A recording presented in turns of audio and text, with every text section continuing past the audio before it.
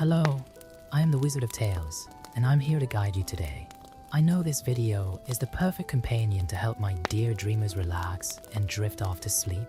Before we dive into a world of calm and serenity, don't forget to like the video, subscribe to the channel, and tell me where you're watching from and what time it is for you. Now, get cozy, take a deep breath, and let the magic of stories embrace you. Night fell over the small town of Pine Grove, Maryland, as Sarah Matthews finished her shift at the local library. Through the old windows of the historic building, the sun was bidding farewell, painting the sky with orange hues that gradually gave way to darkness. At 28, Sarah had become accustomed to the quiet routine of a library, but something about that particular evening made her uneasy. As she organized the last few books on the shelves, her thoughts wandered to the stories that had begun to circulate around the city in recent weeks. Rumors about a half-man, half-goat creature that was terrorizing the most remote areas of the forest surrounding Pine Grove. As a librarian, Sarah had always had a special fascination with urban legends and local folklore, but there was something different about these recent reports. Mark Anderson, her best friend and ranger at the local state park, had shared some disturbing information with her over lunch that day. "Sarah, we found 3 more sites with signs of unexplained activity," he had said, his normally confident voice trembling slightly. "Axe marks on trees, strange footprints, and blood." Sarah put the last book away and picked up her bag, preparing to face the short walk home. Living on the edge of town, her route always included a stretch through the forest. Normally, this never bothered her, but that night, every shadow seemed to hide a thread. As she walked, her mind drifted back to a conversation she'd had with Dr. James Harrison, a retired scientist who frequented the library regularly. He had worked at the local government laboratory for decades before retiring abruptly the previous year. The last time she saw him, he looked troubled, frantically leafing through books on genetics and mutations. "Sometimes, Sarah," he had whispered, "science goes too far. There are things we shouldn't try to understand or control." At the time, she hadn't given his words much weight, but now, each one echoed in her mind with new meaning. A twig snapped in the darkness, bringing Sarah to an abrupt halt. Her heart raced as her eyes tried to penetrate the density of the forest. For a moment, she could have sworn she saw 2 red dots shining between the trees, like eyes watching her movements. The next morning, Sarah arrived early at the library, determined to research more about the government laboratory and its history. In her files, she found newspaper clippings dating back a year, reporting the sudden closure of an entire wing of the lab after an unspecified incident. Mark showed up around noon, looking even more worried than the day before. "We found something," he said, placing a photograph on the table. It was a picture of a footprint in the mud, unlike anything Sarah had ever seen. It looked like an impossible mix between a human imprint and a goat's hoof. "That's not all," continued Mark, lowering his voice even further. "Last night, a couple were attacked in the camping area. They managed to escape but described something that shouldn't be there. They talked about red eyes and a scream that sounded both human and animal." Sarah felt a shiver run down her spine as she remembered the red dots she had seen the night before. "Mark, I think we need to investigate more about the lab. Dr. Harrison has been acting strangely, and some of the things he said." Before he could finish, the library door opened, and Dr. Harrison himself rushed in. His face was pale, and his hands were shaking as he clutched an old folder. Seeing Sarah and Mark, he hesitated for a moment before approaching. "You need to know the truth," he said, his voice almost a whisper. "What's happening? It's all my fault. We went too far with the experiments. We tried to create something we shouldn't have, and now," his voice faltered. Sarah and Mark exchanged worried glances as Dr. Harrison opened the folder, revealing classified documents and old photographs of the lab. "It was a secret project," he continued, focused on genetic improvement. "We started with animals, trying to create more resistant hybrids. But then, a sudden clap of thunder made everyone jump. A storm was approaching, and through the windows of the library, they could see dark clouds gathering rapidly." Dr. Harrison looked increasingly agitated. "He's out there," he muttered, glancing nervously at the windows. "My creation, my mistake. And now he's hunting. I can no longer control what we've created. Sarah felt her world spin as she absorbed the information. The urban legends, the attacks, the rumors, it was all starting to make terrible sense. Something had escaped from the lab. Something that wasn't supposed to exist, and was now loose in the forests of Maryland. Mark put a comforting hand on her shoulder, but his eyes reflected the same fear she felt. As the storm approached and premature darkness took over the sky, the three of them remained silent in the library, each lost in their own dark thoughts about what awaited them in the coming hours. The distant sound of a scream, not quite human, not quite animal, echoed through the walls of the library, causing everyone to freeze. The creature was approaching the city, and they were the only ones who knew the truth about its origin. Now, they had to decide what to do with this information before more people became victims of the experiment that had gone horribly wrong. Dr. Harrison spread the documents out on the library table, his hands still shaking as he organized the photographs and reports. Sarah and Mark leaned over to examine the material, trying to ignore the distant sounds of the approaching storm. The black and white photographs showed sterile laboratory facilities and a series of reinforced cages that seemed designed to contain something much bigger and stronger than an ordinary goat. The project started 15 years ago, explained Harrison, his voice low and hoarse. At first, it was just basic research into genetic improvement in goats. We wanted to create animals that were more resistant, that could produce more milk, more meat. But then, he ran his fingers over a photograph showing a team of scientists in white lab coats. Then we discovered something extraordinary in the DNA of the goats. Sarah picked up one of the reports, her eyes roaming over the technical notes. A protein that allowed accelerated cellular adaptation, she read aloud, frowning. Exactly, confirmed Harrison. We thought we could use this characteristic to develop revolutionary treatments, cures for degenerative diseases, tissue regeneration. The possibilities seemed endless. He paused, running his hand over his tired face. But we needed a test subject closer to humans. Mark, who had been silent until then, looked up from the documents. You didn't... Yes, Harrison interrupted, his voice breaking. We use human DNA. At first, it was just cells in the lab, but the results were too impressive to ignore. The Pentagon increased our funding, and the pressure for results was constant. A particularly loud clap of thunder rattled the windows of the library. Sarah noticed that the temperature had dropped considerably, and a howling wind was starting to blow outside. Dr. Reynolds was our chief scientist, Harrison continued, pointing to a tall, thin man in the photograph. He was obsessed with the project. He would spend whole days in a lab, sleeping only a few hours. And then he hesitated, swallowing. Then he volunteered for the first human test. Sarah felt her stomach turn. He injected the modified DNA into himself. Harrison nodded slowly. At first, it seemed to have worked.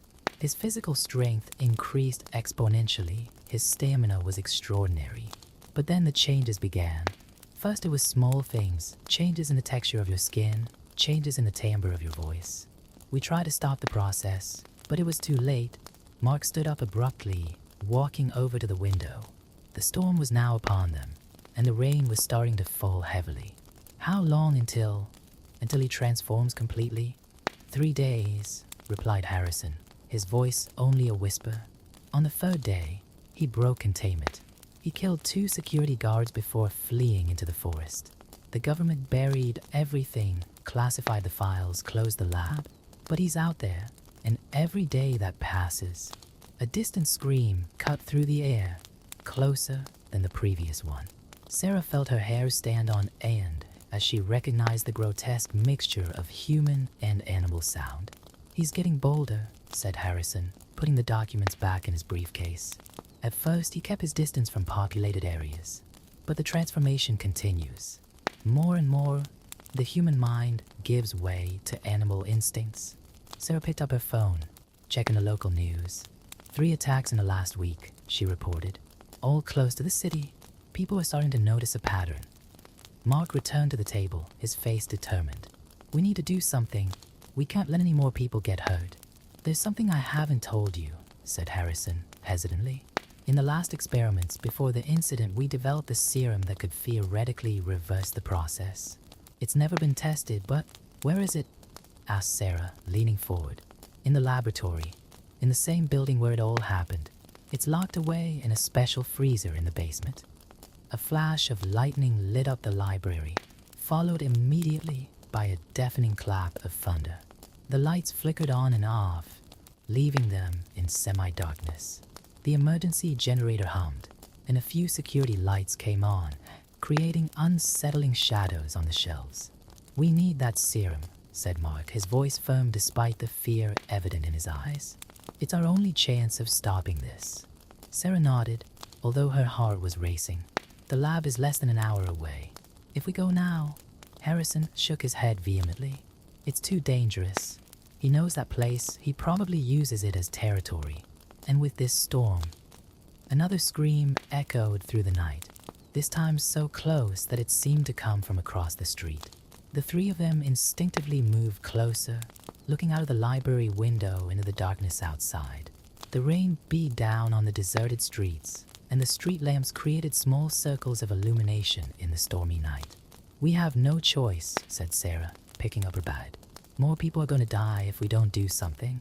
Dr. Harrison, we need you to guide us to the lab." The elderly scientist looked terrified, but after a moment's hesitation, he nodded slowly. "There's an entrance at the back, through the underground parking lot. I could take us there," but he glanced nervously out of the window. "They'll know we're coming." Mark checked his cell phone. "I've got emergency equipment in my Jeep. Flashlights, ropes, first aid kit. If we leave now, we can get there before the storm gets any worse." Sarah began to gather up the documents, carefully storing them in her waterproof bag. Her heart was pounding in her chest, but her determination was greater than her fear. They had a chance to fix something that had gone terribly wrong, to stop more lives being lost. As they prepared to leave, the sound of breaking glass echoed through the empty library building. Everyone froze. The noise came from upstairs, where the rare work section was located. Heavy, jagged footsteps could be heard above their heads, followed by the distinctive sound of claws scratching the wooden floor. Sarah, Mark, and Dr. Harrison stood paralyzed, staring at the ceiling as the sounds above them continued. The creaking of the wooden floorboards indicated that the creature was moving slowly, as if sniffing something out. Harrison put a finger to his lips, signaling for them to remain absolutely silent. "The back door," whispered Mark so low it was almost inaudible. "If we go slowly..." Before he could finish, a deafening noise came from upstairs, the sound of bookshelves being knocked over and books scattering across the floor. Sarah grabbed her bag with the documents, and the three of them began to move silently towards the emergency exit. The sound of the pouring rain partially masked their footsteps, but every movement seemed dangerously loud in their ears. When they reached the back door, Mark opened it slowly, trying to prevent the old hinges from creaking. The cold wind and rain hit them immediately. A furious scream echoed inside the library. The creature had sensed their presence. The sound was even more terrifying up close, a grotesque mixture of human scream and animal bleat that made their bones freeze. "Run!" shouted Mark, pushing Sarah and Harrison out. They shot through the rain towards Mark's Jeep, which was parked about 50 meters away. Sarah could hear sounds of destruction coming from the library, glass breaking, furniture being thrown. The creature was coming down. They arrived at the vehicle soaking wet. Mark unlocked the doors with trembling hands while Sarah helped Harrison into the back seat. When she turned to get into the passenger side, her blood ran cold. Standing at the entrance to the library, illuminated by a flash of lightning, was the creature. It was taller than a normal man, with grotesquely deformed legs ending in hooves. Its torso was a disturbing mixture of human and goat features, covered in a dark, patchy coat. But most frightening were his eyes, two glowing red orbs that seemed to burn in the darkness. "My God," whispered Harrison. "Reynolds." The creature turned its head towards them, its eyes fixed on the elderly scientist. For a moment, something akin to recognition flashed across its deformed face. Then, with a deafening roar, it began to run towards them. Mark turned the key in the ignition and the engine roared to life. He shifted in a gear and floored the accelerator, causing the tires to spin on the wet asphalt before they could gain traction. The Jeep shot down the main street of Pine Grove, with the creature in hot pursuit. "He's too fast," shouted Sarah, looking in a rearview mirror. The creature moved impossibly fast, alternating between 2 and 4 legs, leaping over obstacles with supernatural agility. "The lab is to the east, down the old forest road," instructed Harrison, clinging to the seat as Mark made a sharp turn. The storm was getting worse by the minute. Lightning continuously cut across the sky, briefly turning night into day. The rain was so heavy that the windshield wipers were barely able to keep up. "We need to lose him," said Mark, concentrating on the steering. "Sarah, there's a flare gun in the glove compartment. When I tell you," a violent impact shook the Jeep. The creature had reached the vehicle and jumped over the bucket. Metal claws scratched the roof, and a monstrous face appeared in the window next to Sarah, who screamed and threw herself away. Mark made a sudden maneuver, throwing the Jeep into some trees by the side of the road. The creature lost its balance and fell, rolling in the mud. But before they could celebrate, they saw its form rise and resume the chase. "There," pointed out Harrison. "That entrance on the right leads to the back of the lab." Mark turned sharply, entering an almost invisible dirt road between the trees. The Jeep shook violently as they drove along the abandoned road, branches banging against the bodywork. "He's not behind us anymore," observed Sarah, tense. "That's not good," replied Harrison. "He knows this place better than we do. He's probably taking another route." After a few minutes of tense driving, they came to a high fence with barbed wire. Beyond it, partially hidden by vegetation, was a complex of low, gray buildings. "The main gate must be locked," said Harrison, "but there's a gap in the fence near the abandoned guard post." Mark parked the Jeep near the spot indicated. The rain had eased a little, but thunder still echoed in the distance. They got out of the vehicle, Mark grabbing his backpack with equipment. "The serum is in Lab C, underground," Harrison explained as they walked towards a gap in the fence. "We need to get there," and a branch snapped in the darkness to their right. Everyone stopped, tense.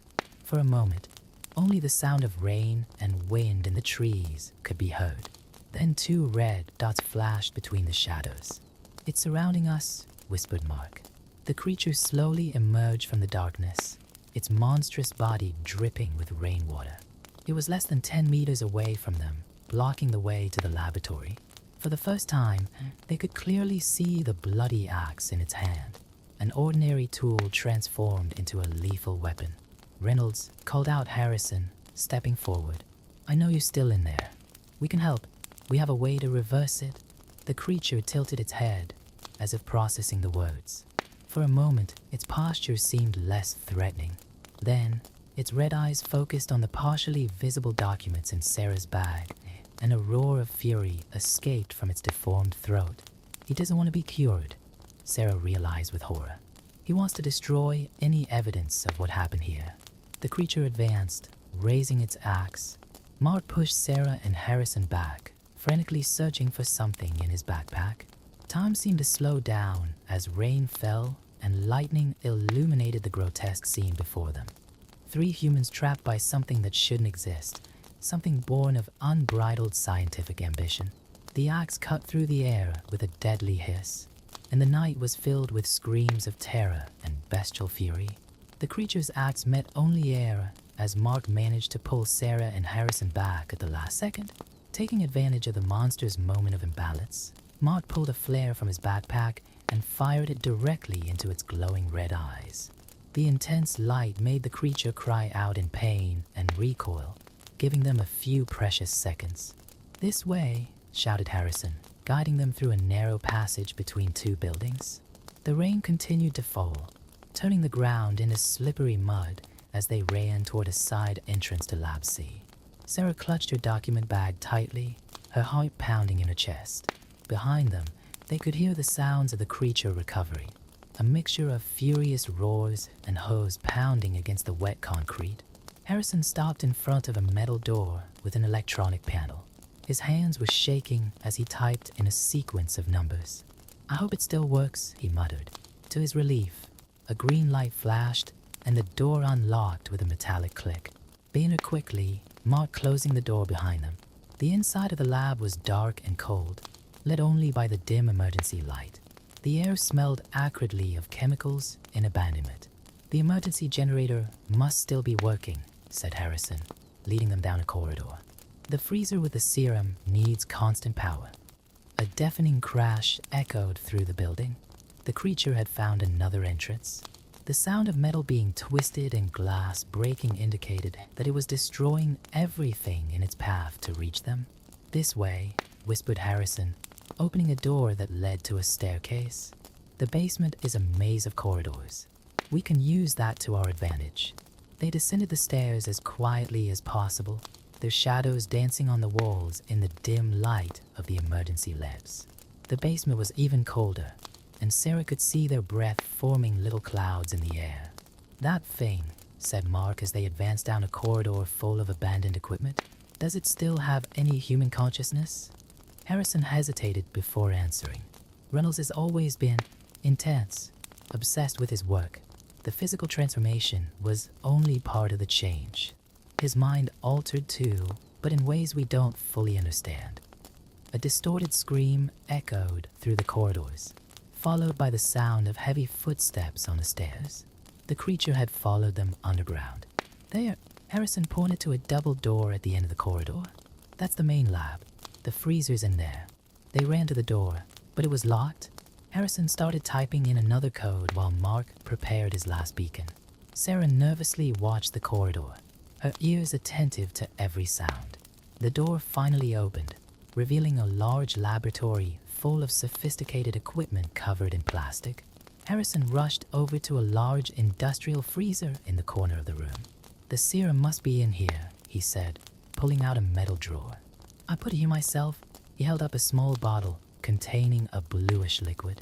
At the same moment, the creature appeared in the doorway of the laboratory, its monstrous form framed by the dim light of the corridor. Reynolds, Harrison called out, his voice trembling. Look at what you've become. This isn't what we wanted. Let us help.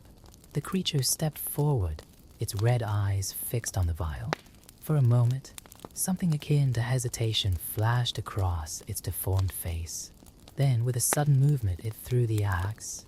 Look out, shouted Mark, pushing Harrison aside. The axe skimmed past, hitting the freezer and causing several vials to shatter. Sarah took advantage of the distraction to run to a side bench, looking for something she could use as a weapon. She found a fire extinguisher and threw it at Mark, who caught it in midair. The creature advanced, but Mark activated the extinguisher, creating a dense cloud of chemical powder. The monster retreated, coughing and growling, momentarily blinded. The serum, shouted Sarah. We need a syringe. Harrison frantically opened drawers until he found a box of sterilized syringes. With trembling hands, he began to prepare the serum while Mark kept the creature at bay with the fire extinguisher. Even if we manage to inject it into him, said Mark, how do we know it will work? We don't know, replied Harrison, his voice laden with guilt. But it's our only chance. The creature began to recover, its red eyes glowing with fury through the chemical mist. With a deafening roar, it advanced again, knocking over equipment and tables in its path. Sarah realized that they needed a better plan than simply trying to inject the serum by force. Looking around the lab, an idea began to form in her mind. Dangerous, but perhaps her only option. Dr. Harrison, she said, without taking her eyes off the creature, those tanks in a corner. What's in them? Liquid nitrogen, he replied, for preserving samples. Mark, Sarah called out, when I tell you, drop the extinguisher and run for the door. The creature was getting closer and closer, its movements calculated like a predator circling its prey. Sarah took a deep breath, knowing that they would only have one chance to make this work. Time seemed to slow down as she watched the scene before her. Harrison with the syringe ready, Mark keeping the creature at bay, and a monster that had once been Dr. Reynolds, ready to pounce. The decision they made in the next few seconds would determine not only their lives, but also the fate of something that should never have existed. Now, shouted Sarah, and Mark immediately dropped the fire extinguisher, running for the door. The creature, focused on its closest prey, advanced towards them. It was exactly what Sarah had expected. With one swift movement, She grabbed one of the tubes of liquid nitrogen and hurled it against the floor next to the creature's feet. The impact shattered the container, releasing a dense cloud of cryogenic vapor. The monster roared in pain as the supercooled liquid hit its legs, instantly freezing its fur and exposed skin. Harrison seized the opportunity, rushing over with syringe in hand.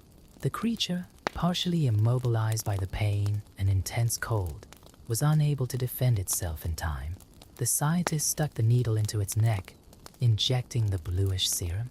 For a moment, nothing happened. Then the creature began to convulse violently. Its red eyes flashed like faulty light bulbs, and a guttural sound, more human than animal, escaped from its throat. "Is it working?" asked Mark, still near the door. "I don't know," replied Harrison, backing away slowly. The original transformation process took days. The reversal could be just as... His words were interrupted by an agonized scream from the creature. Its body began to undergo visible changes, the fur falling off in clumps, the muscles contracting and reorganizing under the skin. It was a grotesque sight, like a nightmare unraveling in slow motion. Sarah noticed something worrying. The nitrogen vapor was dissipating, and the creature was beginning to regain mobility. "We need to contain it somehow," she shouted. Mark ran to a supply closet and started throwing cables and ropes to Sarah. Together, they tried to bind the creature as it struggled on the floor, caught between two forms, neither fully human nor fully animal. "Reynolds," Harrison called out, approaching cautiously. "If you can hear me, you need to fight. Remember who you are." The creature stopped struggling for a moment, its eyes, now alternating between red and a more human tone, focused on the older scientist's face. A strange sound escaped from its throat, as if it were trying to form words. "That's right," Harrison encouraged. "You're Dr. Thomas Reynolds. Remember the lab, our work. Remember who you were before." A sudden bang shook the building, and the emergency lights flickered. The generator was failing. "If we lose power," Harrison said urgently, "all the containment systems in the lab will fail, including the ones holding other experiments." Sarah felt a chill at the thought of what else might be stored in the depths of that place. "Mark, go check the generator. There should be a control room nearby." Mark nodded and ran off, leaving Sarah and Harrison with the transforming creature. The process seemed to be speeding up now, the hose slowly splitting into fingers, the face reshaping itself into more human features. Suddenly, a siren began to sound throughout the lab. Red warning lights flashed in the corridors, and a computerized voice announced, "Attention, critical systems failure. Containment protocol compromised. Initiating self-destruct sequence in 10 minutes. "No," shouted Harrison. "The lab has a final safety system. If it detects total failure, it will incinerate everything to prevent contamination." Mike came running back. "The generator is dead. I found the control panel, but it's all in code." Harrison looked at the creature, then at his companions. "Go," he said. "I'll stay with Reynolds. I could try to cancel the sequence. I know the codes." "We're not leaving you," Sarah protested. A guttural sound came from the creature, now more man than monster. "Go," said a hoarse, distorted voice. It was the first clearly human word they had heard from it. Harrison took the documents from Sarah's bag. "Take these. Tell the world what happened here. But now run." Sarah hesitated for a moment, but Mark pulled her by the arm. Together, they ran through the dark corridors of the underground while the mechanical voice continued its countdown. They made it to the surface just as a violent tremor shook the building. Flames began to rise from the laboratory windows, and a series of controlled explosions began the systematic destruction of the complex. Sarah and Mark watched helplessly as the lab was consumed by fire. There was no sign of Harrison or Reynolds. The rain had stopped, and the sky was beginning to lighten on the horizon, heralding the dawn. "Do you think they?" began Sarah, but she couldn't finish the question. Mark put an arm around her shoulders. Harrison knew what he was doing. Maybe this was the only way to really put things right. In the days that followed, the authorities classified the incident as an industrial accident. The documents that Sarah and Mark saved were published anonymously, sparking heated debates about ethics in scientific research. The attacks in the Maryland forest ceased completely. Occasionally, on the darkest nights, some residents would swear they heard strange sounds coming from the forest. Not quite human, not quite animal. But now, these sounds sounded more like a mournful wail than a menacing roar. Sarah returned to her work in the library, but something had changed. Among the books on legends and folklore, she had set aside a special section to document the case of the Maryland hybrid. Not as a monster, but as a warning about the dangers of playing with forces beyond our comprehension. And on stormy nights, when the wind howled through the trees, she wondered if somewhere in the depths of the forest, two men, a scientist and his creation, had finally found peace.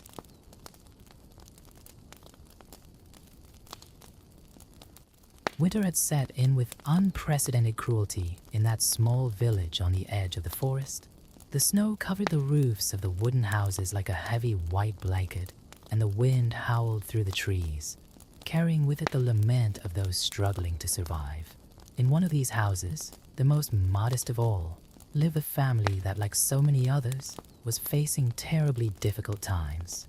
Joao, a 12-year-old boy with curious eyes and brown hair that was always tousled, shared a small room in the attic with his sister Maria, a 10-year-old girl who, despite her young age, already showed wisdom beyond her years.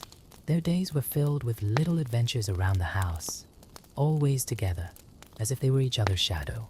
The children's father, a lumberjack with calloused hands and a constantly worried expression, spent his days in the forest, trying to make a living from it, which was becoming increasingly scarce.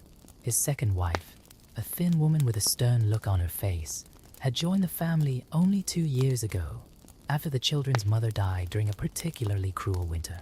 Meals, which used to be moments of joy and communion, became silent and tense. The bread, increasingly hard and scarce, was divided into smaller and smaller portions. John and Mary could see the growing despair in the eyes of their father, who could barely look at his children during meals, as if he were carrying an invisible weight on his shoulders. One particularly cold night, when the children should have been asleep, altered voices from downstairs caught their attention. John and Mary, driven by curiosity and fear, quietly descended the attic stairs, taking a seat on the top step where they could hear the conversation without being noticed. "There is no other choice," said the stepmother, her voice a whisper full of determination. "We can't feed 4 mouths. We can barely feed ourselves. If we carry on like this, we'll all starve to death." The father protested weakly, his voice laced with anguish. "They're my children. I can't just... Tomorrow, you'll take them to the deepest part of the forest," she continued, ignoring his protests. "Leave them there. Nature will decide their fate. It's cruel, yes, but it's even crueler to watch them all slowly starve to death." John felt Maria tremble beside him and held her hand tightly. In the darkness of the stairwell, the silent tears of the siblings mingled with the muffled sobs of their father, who finally gave in to the terrible plan. That night, while his sister slept a restless sleep, John stayed awake, his young brain working furiously in search of a solution. The full moon illuminated the room through the small attic window, and it was its glow that gave him an idea. He got up quietly and, picking up a piece of hard bread he had saved from his last meal, began to reduce it to crumbs. The next morning, when their father called them for a walk in the woods, John and Mary exchanged meaningful glances. In his pockets, John carried the crumbs that would be his salvation. Maria, who had always been the more observant of the two, memorized every detail of the path, every peculiar tree, every stone that could serve as a reference. The forest swallowed them deeper and deeper. The father, walking ahead, occasionally wiped his eyes with the sleeve of his worn shirt. John discreetly dropped the breadcrumbs, creating a trail that would guide them back home. Maria squeezed her brother's hand tightly, finding courage in each other's presence. After what seemed like an eternity of walking, they reached a small clearing. The father, in a trembling voice, asked the children to wait there while he searched for firewood nearby. "Don't go anywhere," were his last words before disappearing into the trees, leaving his children alone in the cold, green immensity of the forest. The silence that followed was deafening. John and Mary stood still, listening to the sounds of the forest intensifying around them. The wind whispered among the leaves, birds sang somewhere far away, and small animals ran across the ground covered in dry leaves. "He's not coming back, is he?" whispered Maria, her voice small and frightened. John hugged his sister, trying to convey a confidence he didn't fully feel. "Don't worry," he said. "I've left a trail of crumbs. When it gets dark, we'll be able to follow you back home." But as the hours passed and the sun began to set, a terrible discovery awaited them. Searching for the start of the trail of crumbs, they found only a few bird feathers and no sign of the path they had marked. The birds of the forest, hungry as all get out in that cruel winter, had devoured their only chance of return. Darkness began to approach, bringing with it an even more intense chill and even more threatening sounds. John and Mary, now truly lost in the forest, clung to each other, seeking warmth and comfort. Fear was beginning to settle in their hearts, but along with it, a fierce determination to survive, to find a way to stay together against all the odds the forest could throw at them. What they didn't know was that their journey had only just begun, and that the dangers of the forest would only be the first of many challenges they would have to face. In the growing darkness, something was watching them, something that had long been waiting for visitors like them, something that would make their quest for survival even more desperate than they could have imagined. Night was rapidly advancing over the forest, bringing with it ever-lengthening and threatening shadows. John and Mary, still hugging each other to protect themselves from the biting cold, began to look for a safe place to spend the night. The boy, trying to keep his composure for the sake of his little sister, scoured the surroundings in search of some natural shelter. "There," exclaimed Maria, pointing to a large fallen tree whose exposed roots formed a kind of natural hollow. It wasn't much, but it offered some protection from the icy wind that was starting to blow harder. The brothers settled into the small space, using dry leaves to create an insulating layer between them and the damp ground. Hunger was beginning to set in, painfully reminding them of why they had been abandoned. John searched his pockets, finding just a few crumbs left over from the bread he had used to mark the way. He carefully shared them with Mary, although they were barely enough to full his stomach. "John," whispered Maria, her voice trembling slightly, "do you think there are wolves in this forest?" Before John could answer, a distant howl cut through the night air, making them both shrink even further into their makeshift shelter. The boy hugged his sister tighter, feeling his own heart racing. "Don't worry," he replied, trying to sound more confident than he felt. "They don't usually get close to people." The night seemed endless. The sounds of the forest, once just a backdrop to their little daytime adventures, now seemed amplified and threatening. Every rustle of leaves, every twig snapping under the weight of some nocturnal animal, startled the siblings. Maria eventually fell asleep in her brother's arms, exhausted by the day's walk and the emotional stress. John, however, stayed awake, determined to protect his sister. He watched the dancing shadows cast by the moonlight through the trees, trying to distinguish real threats from tricks played on his increasingly fertile imagination. With the first ray of sunshine, the siblings woke up completely chilled and even hungrier. Their stomachs rumbled painfully, reminding them that they hadn't eaten properly for days. Leaving their night shelter, they started walking in no particular direction, hoping to find some sign of civilization or at least something edible. "Look," exclaimed John, pointing to a bush laden with small red berries. Maria, however, grabbed his arm before he could reach them. "Wait," she said firmly. "Remember what Mom taught us? Some berries are poisonous." John stepped back, grateful for his sister's caution. His mother had indeed warned them about the dangers of the forest before she died. They continued walking, now more attentive to their surroundings, looking for signs of the fruits and mushrooms that their mother had taught them were safe to eat. The hours dragged by, and the hunger became harder and harder to bear.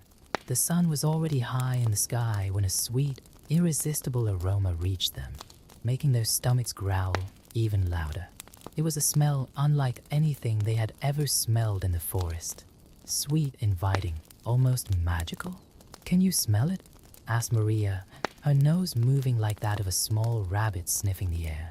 John nodded, already moving in the direction of the tantalizing aroma. The siblings began to follow the scent, their tired legs finding new energy in the promise of food. As they advanced, the scent grew stronger, and something began to glow among the trees ahead. Pushing aside some low branches, John and Mary emerged into a small clearing and stood paralyzed at the most extraordinary sight they had ever witnessed.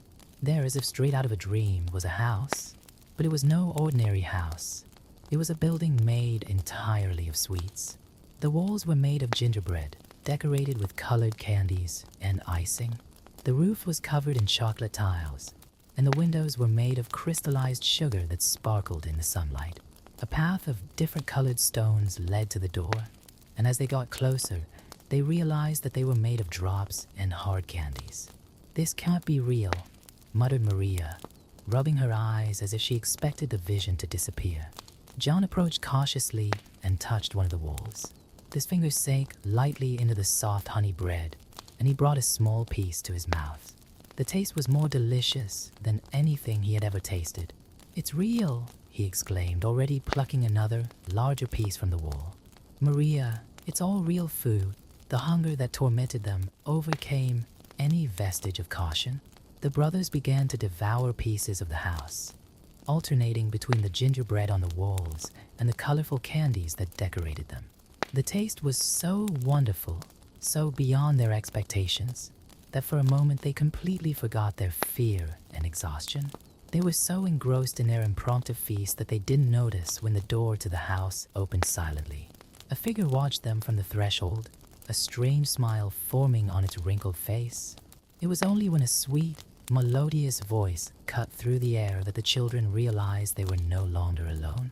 "Well, well," said the voice, making John and Mary freeze in place, their mouths still full of sweets. "What lovely little visitors I have today." The person at the door was a kind-looking lady, dressed in colorful clothes and an immaculate white apron. Her eyes, however, had a strange glint that made John instinctively take a step in front of his sister. "Poor things, you must be starving," the lady continued, opening the door wider in an inviting gesture. "Why don't you come in? I've got lots more goodies inside, and you look like you could use a nice hot dinner." John and Mary looked at each other, torn between the fear of the unknown and the hunger that had not yet been completely satisfied by the sweets in the house. The lady continued to smile, patiently, as if she had all the time in the world to wait for their decision. What the brothers couldn't know was that, behind that kind smile and the promise of more treats, lurked a danger far greater than anything they had faced so far in the forest. The candy house was just the beginning of an ordeal that would test not only their courage, but also their cunning and, above all, the bond that united them as brothers. The lady stepped forward, and the light coming from inside the house created strange shadows on her wrinkled face. John squeezed Maria's hand, feeling his sister tremble slightly. Hunger, however, spoke louder than fear, and the delicious aroma coming from inside the house was simply irresistible. "Come, come," urged the lady, her voice as sweet as the honey that decorated the walls. "A nice hot soup will do you a lot of good. You're so skinny." With hesitation, the children followed the old woman into the house. The inside was even more impressive than the outside. Candied sugar furniture gleamed under the light of scented candles, and curtains made of caramel threads waved gently. A large wooden table occupied the center of the room, covered with a tablecloth that seemed to be woven from cotton candy. Sit down," said the lady, indicating 2 stools next to the table. "I'm going to prepare something special for you." As she moved around the kitchen, John and Mary observed every detail of the room. Despite its sweet and welcoming appearance, there was something disturbing in the air. On the walls, John noticed strange marks, as if someone had scratched the sweet surface. Maria, for her part, couldn't take her eyes off a large cage in a corner of the room, partially covered by a dark cloth. The lady soon returned with 2 steaming bowls of soup, the aroma of which made the children's stomachs rumble even more. "Eat it all," she said, her eyes shining in a strange way. "You need to get your strength back." The children began to eat greedily, but John noticed that his hostess kept her eyes on them, especially on her fingers, as if she were evaluating them. The soup was delicious, but there was a strange taste that he couldn't identify, something that made his tongue tingle slightly. "What are your names, dears?" asked the lady, taking a seat at the head of the table.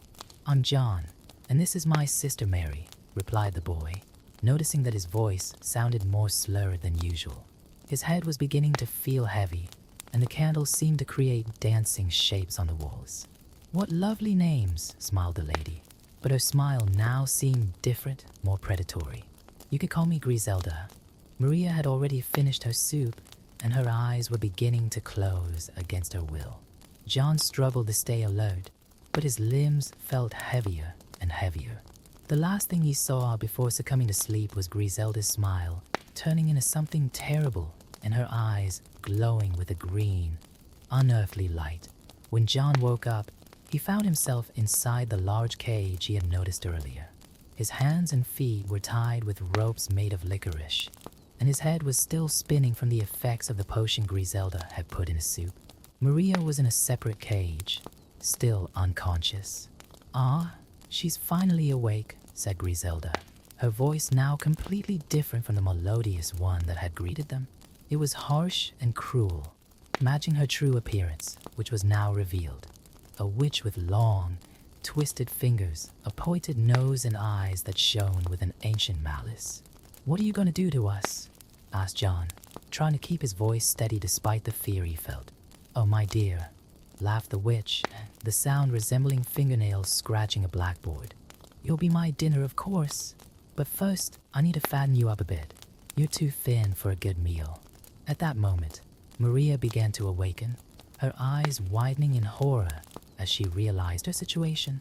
The witch approached her cage, appraising her with critical eyes. The girl first, decided Griselda. Younger children are always more tender. John felt his blood run cold. "No," he shouted, shaking the bars of his cage.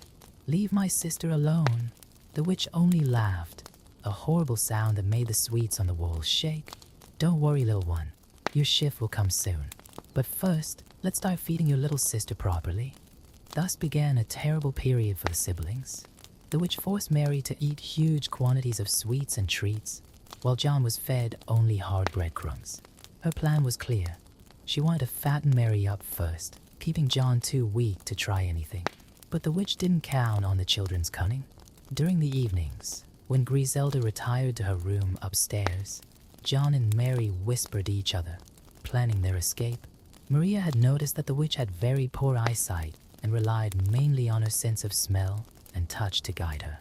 John, for his part, carefully observed the witch's routine, memorizing every detail of her habits. Every morning, Griselda would check on Maria's progress by asking her to extend a finger through the bars of the cage. The witch poked it, grumbling about how the girl was still too thin. What she didn't know was that Maria, following John's idea, had started extending a small chicken bone they had found on the floor of the cage, deceiving the witch about her true state. The days turned into weeks, and the witch's patience began to wear thin. Maria remained thin despite all the food, and John, although weak from lack of food, kept his mind sharp, observing and planning. The children knew they had to act soon, before Griselda realized the trick or decided she had waited long enough. One particularly dark night, while the witch was snoring in her room, John whispered to his sister, "Tomorrow, Maria. Tomorrow we'll try. Remember the plan?" Maria nodded in the darkness, clutching the chicken bone in her hand. "I remember, John, but I'm scared."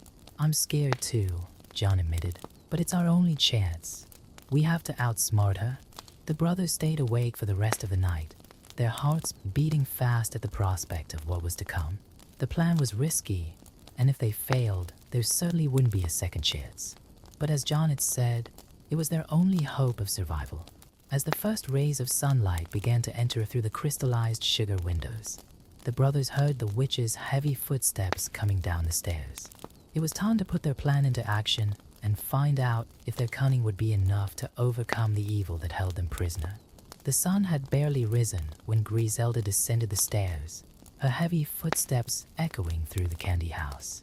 She approached Maria's cage first, as she always did, her eyes emitting that greenish, evil glow. "Good morning, little one," hummed the witch in her fake voice. "Let's see if you're ready for my feast." Maria, trembling slightly, held out the chicken bone through the bars. The witch felt it with her gnarled fingers, frowning in frustration. "Impossible!"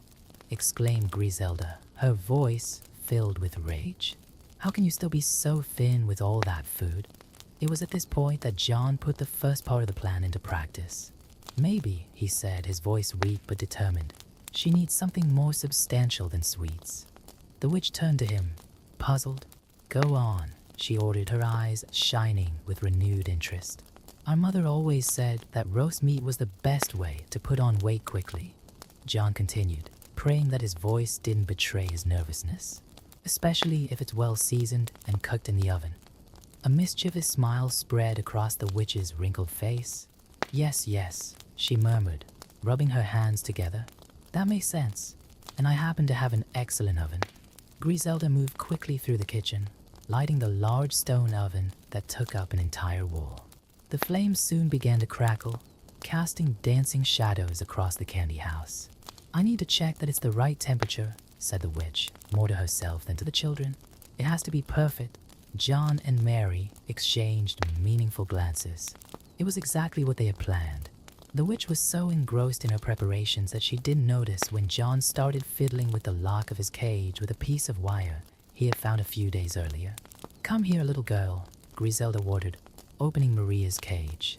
"I want you to help me check the oven." Maria hesitated, but knew she needed to keep the witch distracted while John worked on her release.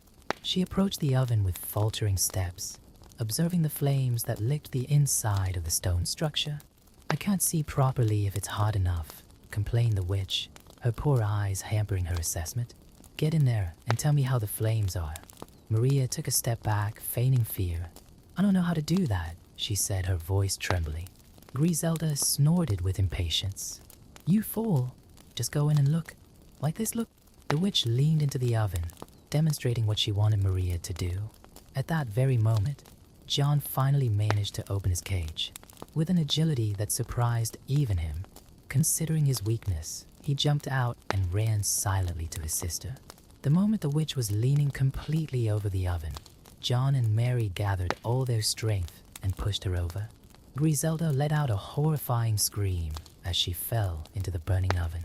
Maria quickly closed the heavy iron door, while John locked the bolt. The witch's screams and imprecations echoed through the candy house, making the gingerbread walls shake. The children hugged each other, their hearts beating wildly, as the sounds diminished until they ceased altogether. "We did it," whispered Maria, still hardly believing it. But there was no time for celebration. John was already rummaging through the house, looking for supplies to take with him on his escape. In the kitchen, they found a cloth bag which they filled with bread and dried fruit. Maria discovered a small chest full of gold coins and jewelry, probably stolen from other victims of the witch. "Should we take it?" she asked hesitantly. John considered for a moment before replying, "Yes. We can use it to help our family and other needy people in the village." As they prepared to leave, something extraordinary began to happen. The candy house began to melt and crumble, as if the witch's death had broken some enchantment that kept it standing. Chocolate dripped down the walls, and the crystallized sugar on the windows dissolved like snow in the sun. "Quick," shouted John, grabbing his sister's hand. "We got to get out of here."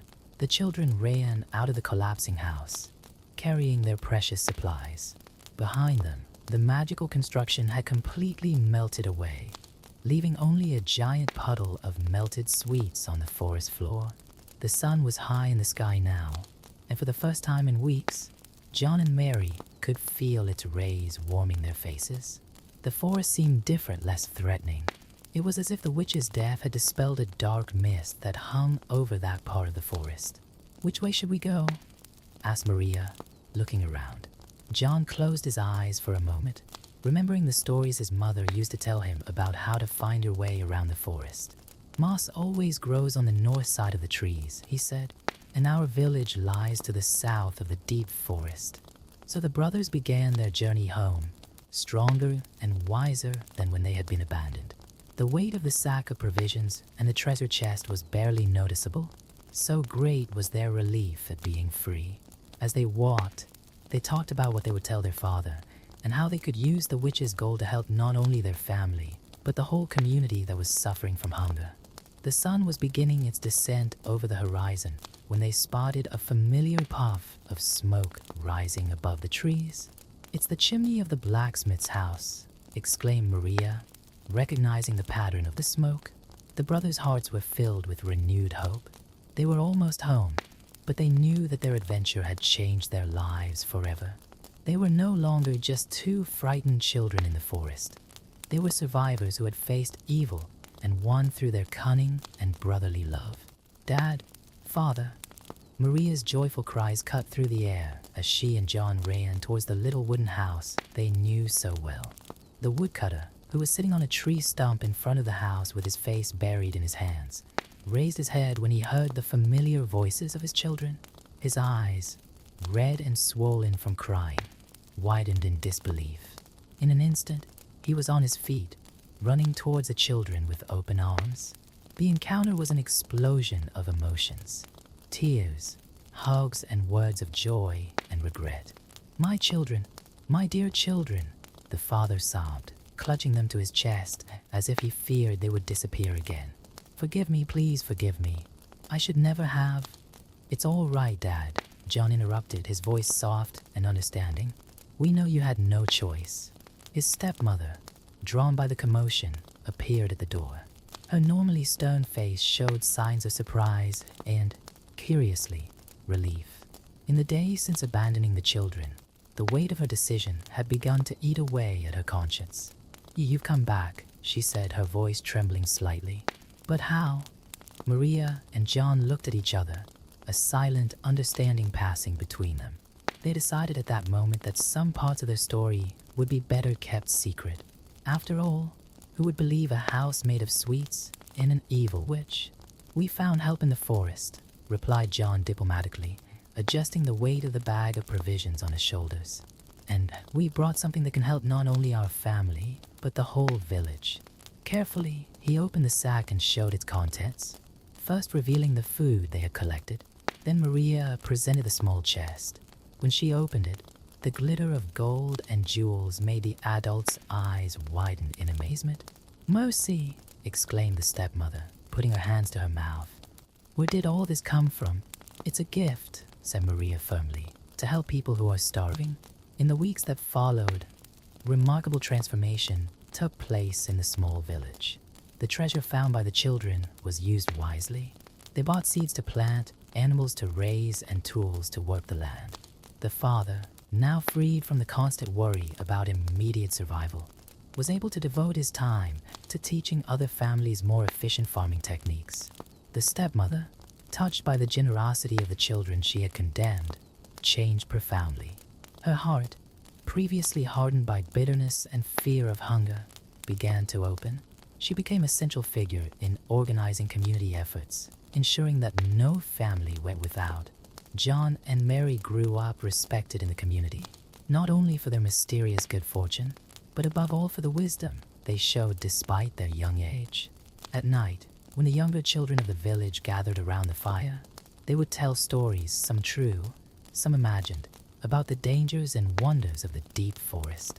Sometimes, when they were alone, the brothers would talk about their adventure in the candy house. Although the horror of those days never completely left them, they also remembered how that experience had strengthened the bond between them and taught them valuable lessons about courage, cunning, and the importance of trusting each other. "You know, John," Maria said one afternoon, as they watched the sunset from the attic window they still shared, "sometimes I wonder if other lost children found that clearing after the candy house melted." John smiled, taking his sister's hand. "If they did, I hope they only found wild flowers and edible mushrooms. The witch is gone, and with her evil magic." Time passed, and the story of John and Mary became a legend in the village, whispered from generation to generation. It told of two children who faced adversity with courage and came back not only with gold, but with something much more valuable. The wisdom that true treasure lies in the love between siblings and the strength that comes from facing fears together. The winters were still harsh, but the village was now prepared to face them. The families had learned to work together, share resources, and look after each other. And when the snow covered the roofs and the wind howled through the trees, people gathered in their warm homes, telling stories about two brave children who changed the fate of an entire community. John and Mary grew up keeping the memory of their adventure alive, not as a horror story, but as a reminder that even in the darkest of situations, hope and cunning can light the way back home.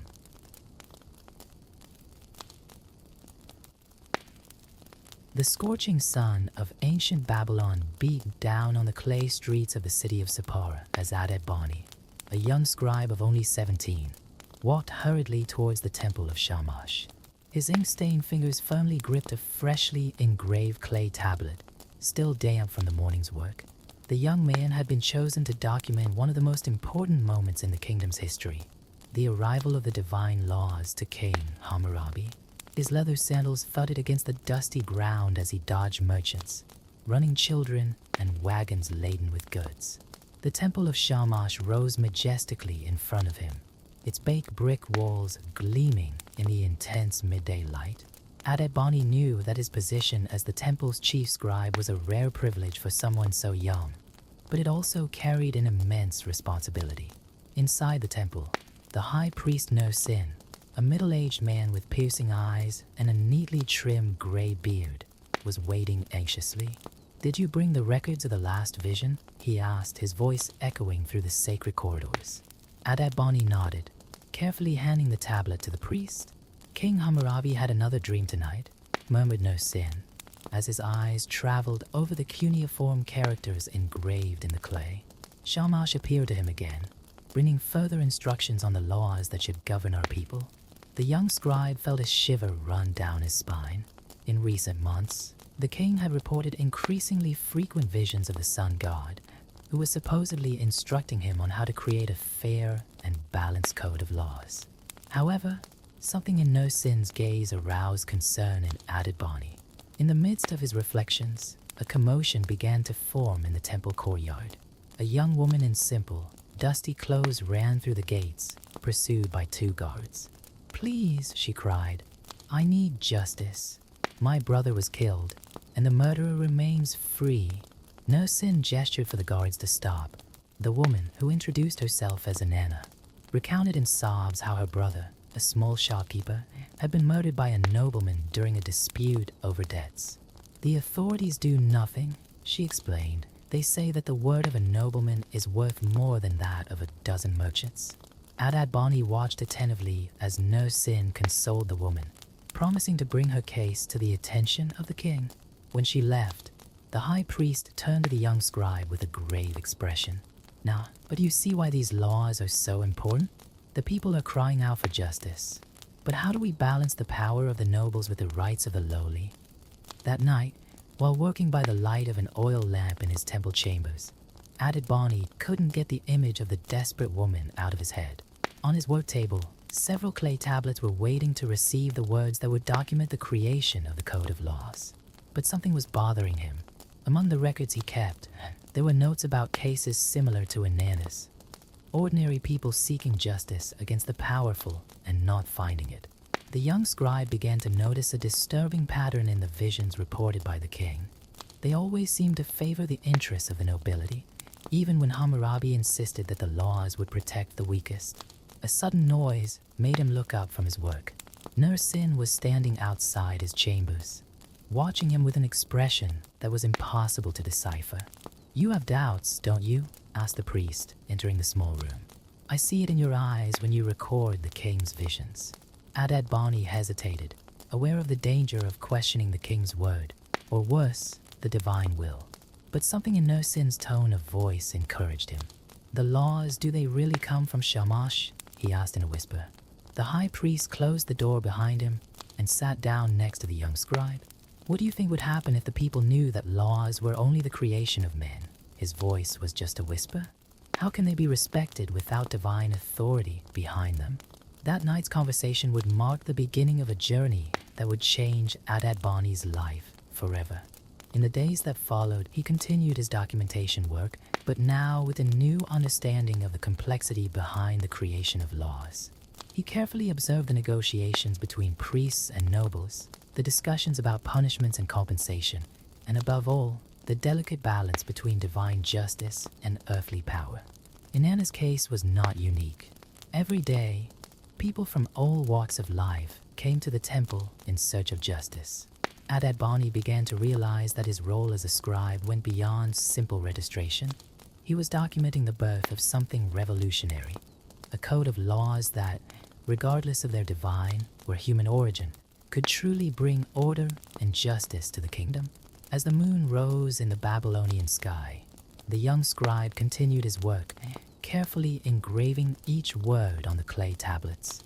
The weight of responsibility in his hands was immense, but now he understood that he was participating in something greater than himself, greater even than King Hammurabi himself. He was helping to create a legacy that would span the centuries. The next morning, Adad Bani was awoken by the intense noise coming from the temple courtyard. Groups of people were crowding around, excitedly discussing the rumors that King Hammurabi was about to announce new laws.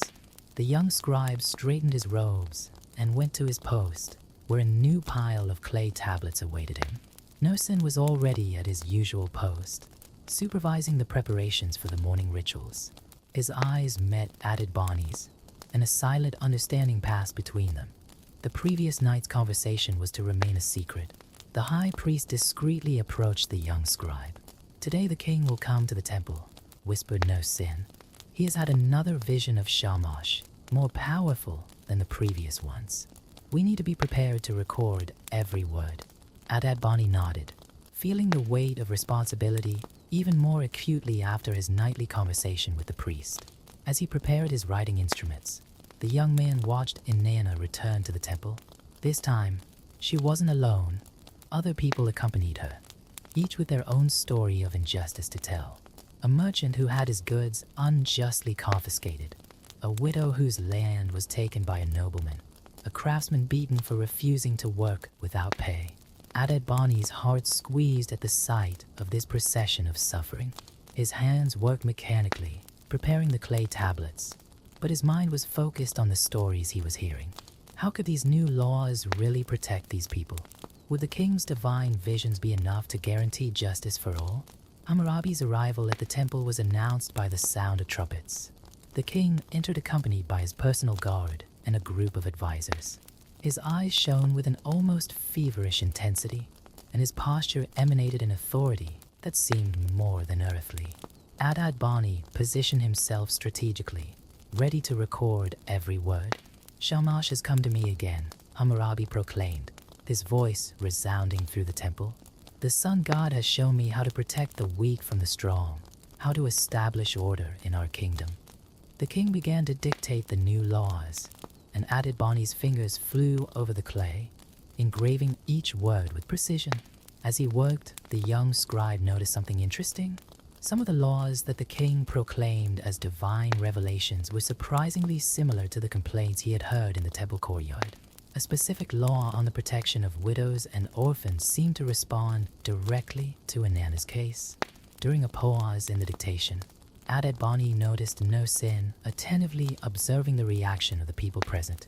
The high priest seemed to be assessing the impact of each new law on the different groups: nobles, merchants, craftsmen, and peasants.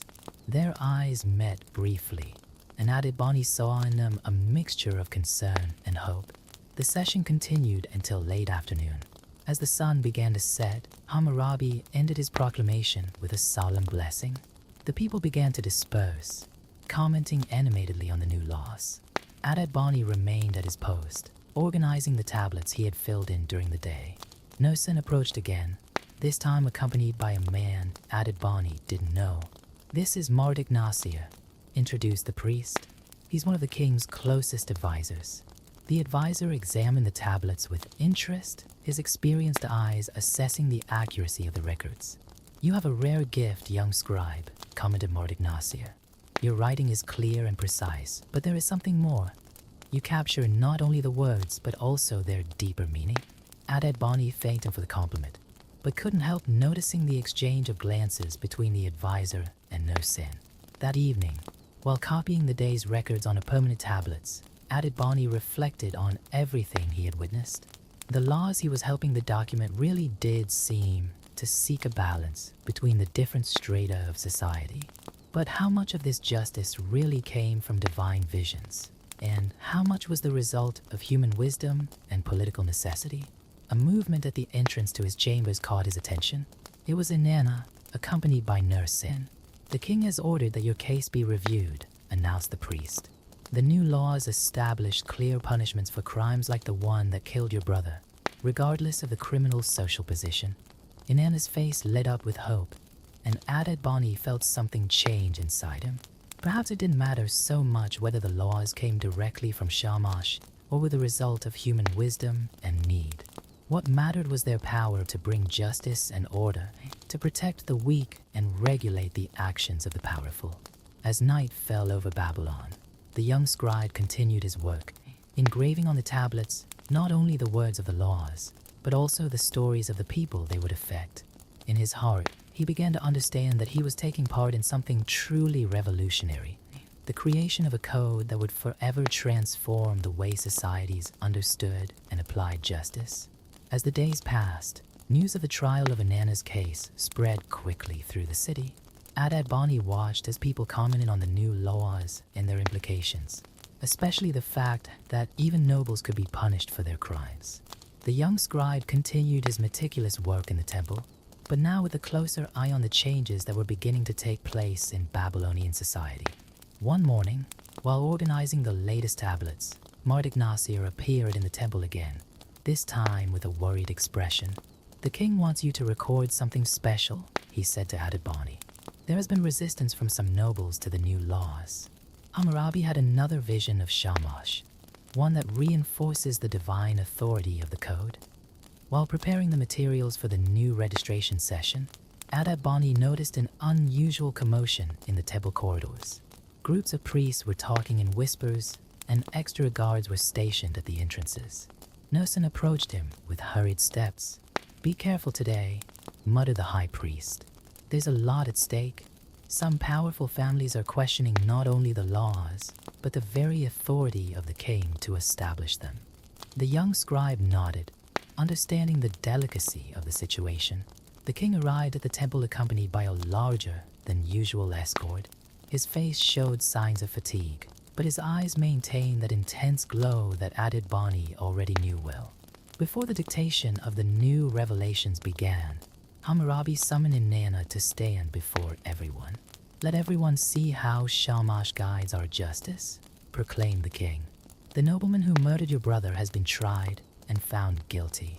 His punishment will be the same as that meted out to any other murderer, regardless of his social position." A murmur went through the crowd.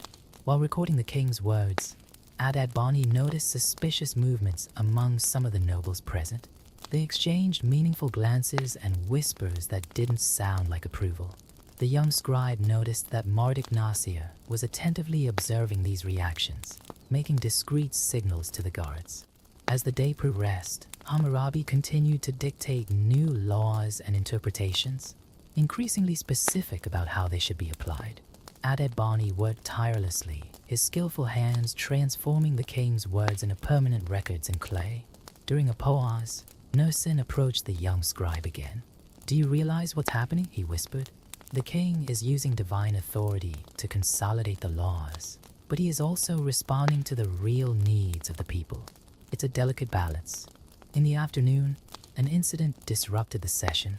An elderly nobleman, known for his influence in the city, stood up abruptly. "How can we be sure that these are really the words of Shamash?" he wondered aloud. "Why would the sun god choose to protect merchants and craftsmen above those who have always ruled?" The silence that followed was tense. Hammurabi rose slowly from his seat, his figure casting a long shadow on the temple floor. "You question not only my word, but the divine will?" His voice was calm, but laden with authority. Adibani watched in fascination as the king walked up to one of the temple's large windows, where the rays of the setting sun entered directly. "Look," exclaimed Hammurabi. "Shamash is enlightening us right now with his presence. The laws he brings us do not distinguish between noble and common. For before the gods, We must all answer for our actions. The moment was so dramatic that the young scribe almost dropped his stylus. No Sin, who was standing nearby, let out a small smile of approval. The nobleman who had questioned the laws stepped back, visibly intimidated by the king's show of authority. That evening, after everyone had left, Adebani remained in the temple, copying down the day's records. Martignacier joined him, carrying an extra lamp. "Do you understand now why we need divine authority?" asked the advisor. "Laws may be just and necessary, but it is the belief in their sacred origin that guarantees their acceptance." The young scribe reflected on the advisor's words as he continued his work. The tablets in his hands contained more than just rules and punishments. They were a reflection of the complex web of power, faith, and necessity that held society together. A movement caught his eye. It was Inanna, who had remained in the temple after the pronouncement on her case. She timidly approached his desk. "Will the words you record," she said, "bring justice to others like my brother?" Adebani looked at the clay tablets, at his ink-stained hands, and then at the woman's hopeful face. "These laws," she answered carefully, "whether they come directly from Shamash or are inspired by his wisdom through the king, exist to protect people like you and your brother." As the night wore on, the young scribe continued his work, increasingly aware of the importance of his role. He was not just a recorder of laws, but a keeper of the memory of how justice was being transformed in his time. In the days that followed, the tension in the temple remained palpable. Adebani noticed a significant increase in the number of guards, and conversations between the priests were increasingly reserved. Inanna's case had become a symbol of the change that the new laws promised, but it had also aroused resistance among those who saw their privileges threatened. One morning, while working on his boards, Adebani noticed an unusual movement. A group of merchants had arrived from a distant city, bringing disturbing news. Other kingdoms were beginning to question Hammurabi's authority and his divinely inspired laws. The neighboring kings are afraid that their own people will demand similar laws, explained Martignacier, who had joined Adebani at his desk. They say that no mortal should have the power to establish such sweeping laws, even if he claims divine inspiration. The young scribe continued his work, but his hands trembled slightly as he recorded the new decrees. The implications of the news were worrying. If other kingdoms opposed Hammurabi's laws, it could mean conflict, perhaps even war. Nosen appeared in the late afternoon, his face marked by concern. "The king has called a special assembly for tomorrow," he announced. "All the nobles, priests, and representatives of the main classes must be present. Adebani, you will need to record every word even more carefully than usual." That night, the young scribe could hardly sleep. His thoughts were divided between the greatness of what he was helping to create and the dangers this creation faced. Through his small window, he watched the stars over Babylon, wondering if Shamash would really approve of everything that was being done in his name. The assembly began at dawn. The great hall of the temple was packed with representatives from all walks of life. Adebani took his usual place, preparing his clay tablets. He observed Inanna among the crowd. She now occupied a prominent place as a living example of the justice of the new laws. Hammurabi entered the hall with even greater solemnity than usual. His royal robe glittered with gold details, and his posture was that of someone who carried the weight not just of a kingdom, but of a divine mission. "Shamash has shown me in a new vision," the king began, his voice echoing through the hall, "that our laws must extend beyond the borders of our city. The sun god wants all peoples to know true justice." While recording the king's words, Adebani noticed different reactions among those present. Some nobles clearly looked uncomfortable, while merchants and craftsmen showed approval. Nosen maintained a neutral expression, but his attentive eyes didn't miss a single detail. The king continued his speech, detailing how the laws would be applied in conquered or allied territories. He spoke about the need for trained scribes to copy and disseminate the code, and about how the temples of Shamash and other cities would serve as centers for the administration of justice. During a pause, Martignacier discreetly approached Adebani. "The king is playing a dangerous game," he whispered. Using divine authority to expand political power is like walking on a knife. The young scribe nodded, understanding more and more the complex layers of meaning behind each law he recorded.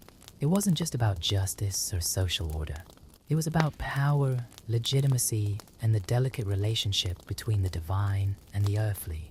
The assembly continued until late afternoon, with different speakers taking turns to express support or concerns about the king's plans.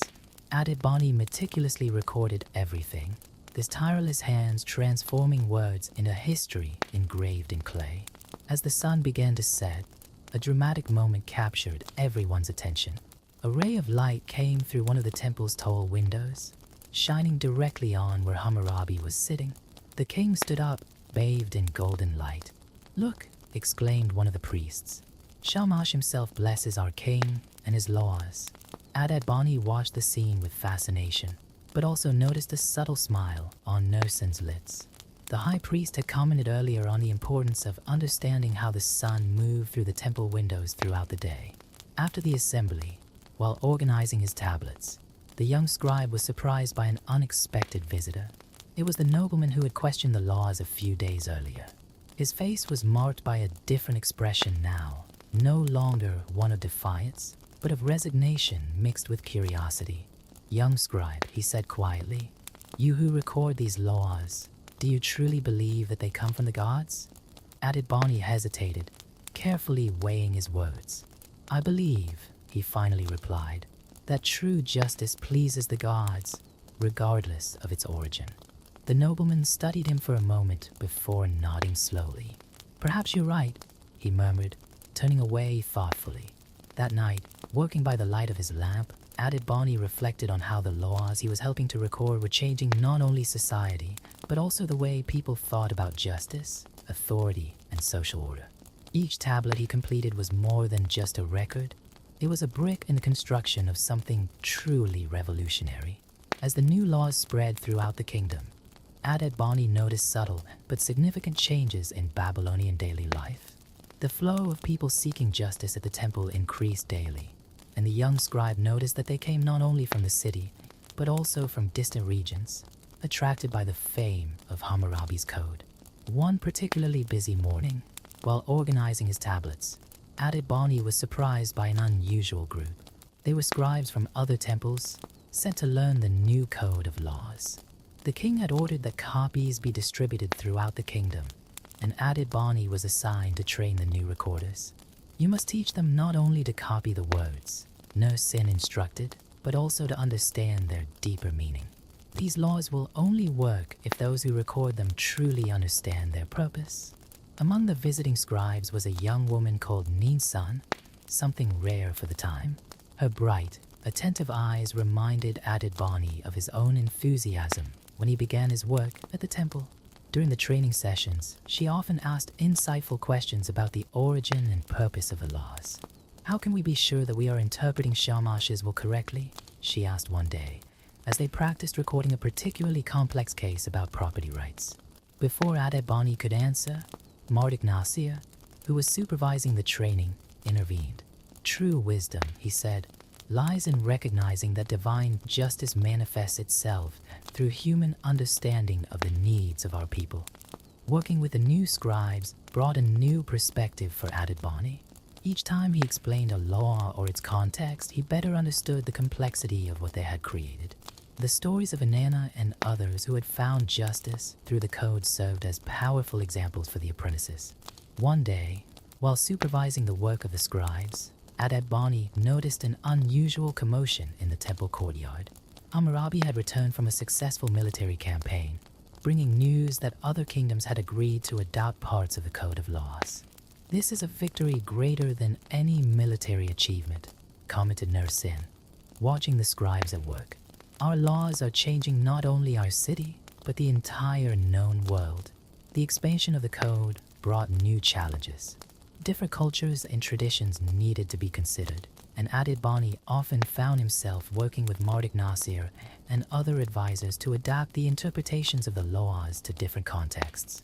During this period, Inanna became a regular presence in the temple, helping to guide others who sought justice. Her story had become a symbol of hope, and she now worked actively to ensure that the new laws were applied fairly. "You see," she told Added Bonnie one day, "it doesn't matter whether these laws came directly from Shamash or through the king's wisdom. What matters is that they are changing lives." The young scribe agreed, remembering his own journey of discovery. From initial doubts about the divine origin of the laws to understanding their true meaning and impact. One afternoon, while working on his copies, Added Bonnie received an unexpected visitor. It was the nobleman who had murdered Inanna's brother, now serving his punishment through work and compensation to the family. "I've come to thank you," said the nobleman, surprising the scribe. "These laws, they made me see that no one is above justice, not even us, the privileged." That moment crystallized something that Added Bonnie had been realizing throughout his journey. Laws were not just a set of rules to be followed, but an instrument of social transformation that affected everyone, from the humblest to the most powerful. The work continued, and with it came new responsibilities.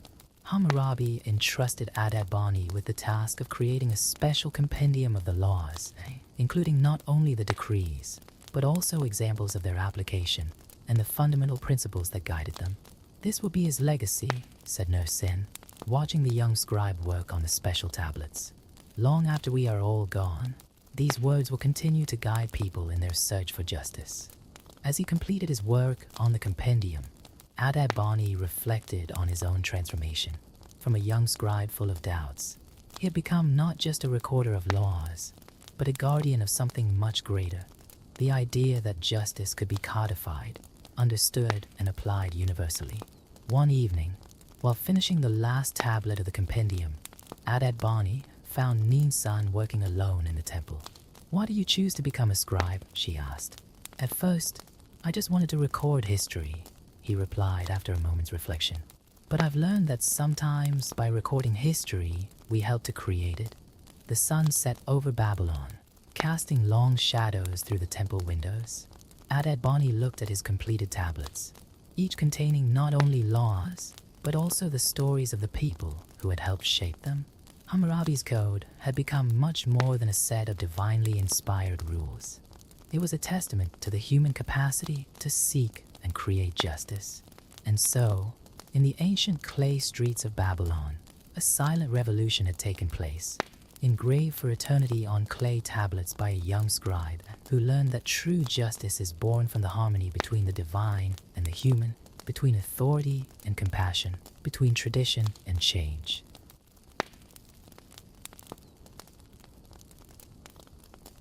The kingdom of Aurora has always been known for its golden mornings and endless fields of wildflowers. On the highest towers of the castle, colorful flags danced in the wind, celebrating the birth a few days ago of the long-awaited princess Aurora, first daughter of King Stephen and Queen Beatrice. After years of waiting and praying to the heavens, the kingdom finally had its heiress. The castle's great hall had been elaborately decorated for the little princess's presentation. Silk tapestries in the colors of the kingdom, blue and gold, hung from the stone walls, while hundreds of scented candles illuminated the room with their soft light. The servants were running around, adjusting the last details of the tables full of delicacies and making sure everything was perfect for the arrival of the 12 fairy godmothers.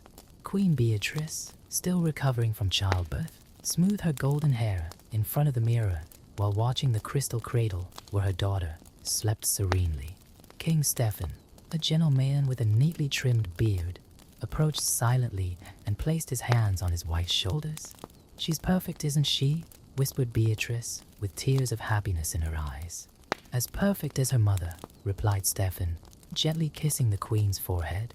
The 12 fairies began to arrive one by one, each one more dazzling than the last. Their wings sparkled like diamonds under the candlelight, and their dresses seemed to be woven from the moonlight itself. The first to arrive was Primavera, with her pink hair and a dress adorned with tiny flowers. Next came Melodia, whose steps were so light that she seemed to float over the marble floor. Each fairy brought with them a special gift for the princess, stored in small crystal jars that emitted a soft, mysterious glow. The guests began to take their places at the long tables in the hall, while musicians played their harps and flutes, creating a magical and solemn atmosphere. The blessing ceremony was about to begin when an unexpected icy wind blew out all the candles in the hall. The large oak doors opened with a bang, revealing a tall, dark figure. It was Maleficent, the 13th fairy, who had not been invited to the celebration. Her green eyes glowed with a frightening intensity, and her black dress seemed to be made of her own shadows.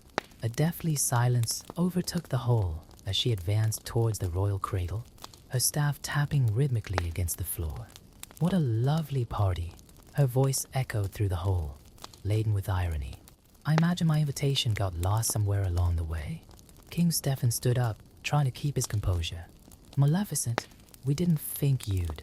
That I what? She interrupted, her cruel smile revealing perfectly white teeth. That I'd like to take part? That I might also have something to offer your precious princess.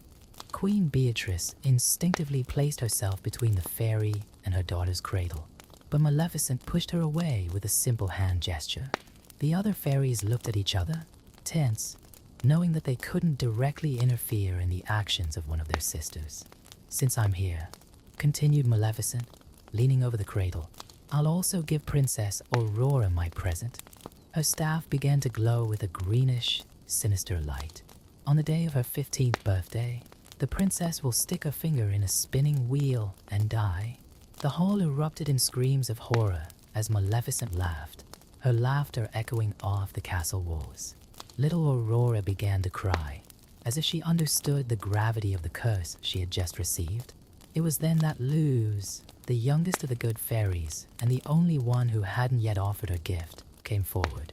Her silver hair reflected the moonlight coming through the tall windows, and her expression was one of determination. I can't completely undo Maleficent's curse, she declared, her voice clear and firm, but I can change it.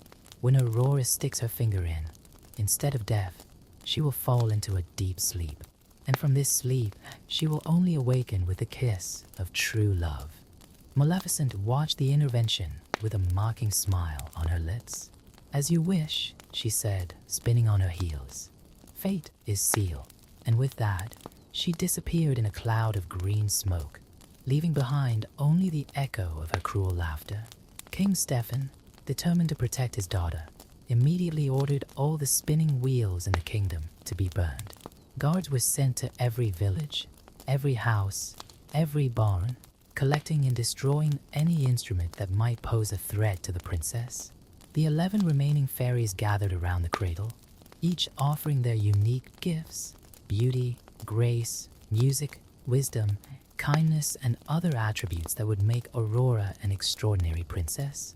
But even with all these blessings, the shadow of Maleficent's curse hung over the castle like a dark cloud on a summer's day. Queen Beatrice, still trembling, held her daughter in her arms, silently promising that she would do everything in her power to protect her. King Stefan, for his part, immediately began planning ever stricter security measures, determined to prevent the prophecy from being fulfilled. And so, as the night wore on and the guests retired in silence, the fate of little Princess Aurora began to unfold. Woven by the invisible threads of magic, love, and fear, in a pattern that not even the fairies could fully predict. The years following the celebration of Aurora's birth were marked by drastic changes in the kingdom. King Stefan, consumed by concern for his daughter's safety, transformed the once cheerful castle into a fortress of rules and restrictions. Guards were stationed in every corridor, and visitors were thoroughly examined before entering the royal gates. Little Aurora grew up protected by these stone walls, but her gentle and curious nature could not be contained. At the age of 5, her golden hair, like her mother's, already reached her waist, and her blue eyes shone with a vivacity that charmed everyone who met her. The blessings of the fairies were clearly evident. Her voice was as melodious as a bird's song, her movements as graceful as a gentle dance, and her kindness touched the hearts of all the servants in the castle. Queen Beatrice tried to balance her husband's excessive protection with moments of normality for her daughter. Secretly, she allowed Aurora to play in the castle gardens, where butterflies danced among the flowers and birds made their nests. It was at these times that the princess seemed truly happy, running free and imagining stories about the fairies who had blessed her. The 12 good fairies, although they couldn't stay at the castle constantly due to their other magical obligations, visited Aurora regularly. Each visit was a special occasion, full of little spells and wonderful stories that fed the young princess's imagination. Spring made flowers sprout from the most unlikely corners, while Melody taught Aurora to sing to the birds that visited her window. As Aurora grew up, her curiosity about the world beyond the castle walls increased. At the age of 8, she began to ask more frequent questions about why she couldn't go out to see the village or play with other children. King Stefan always shrugged it off, making up stories about imaginary dangers lurking beyond the gates. "But father," Aurora asked one afternoon, "how can I be a good princess if I don't know our people?" The king, touched by his daughter's precocious wisdom, simply hugged her tightly, unable to explain his deepest fears. Queen Beatrice, watching the scene, felt her heart breaking between the desire to protect her only daughter and the need to allow her to grow up free and happy. It was at this time that the dreams began. Aurora often woke up during the night, talking about a woman in green who called her to dance on a high tower. The queen recognized in these accounts the subtle influence of Maleficent, who even without physically appearing, seemed to find ways to reach the princess through her dreams. Worried, the queen secretly summoned Luz, the youngest of the good fairies, for consultation. The fairy, now more experienced but still retaining her characteristic gentleness, explained that the dreams were a natural manifestation of the magic surrounding Aurora. "We can't stop the magic from reaching her," explained Luz, her silver dress shimmering in the moonlight.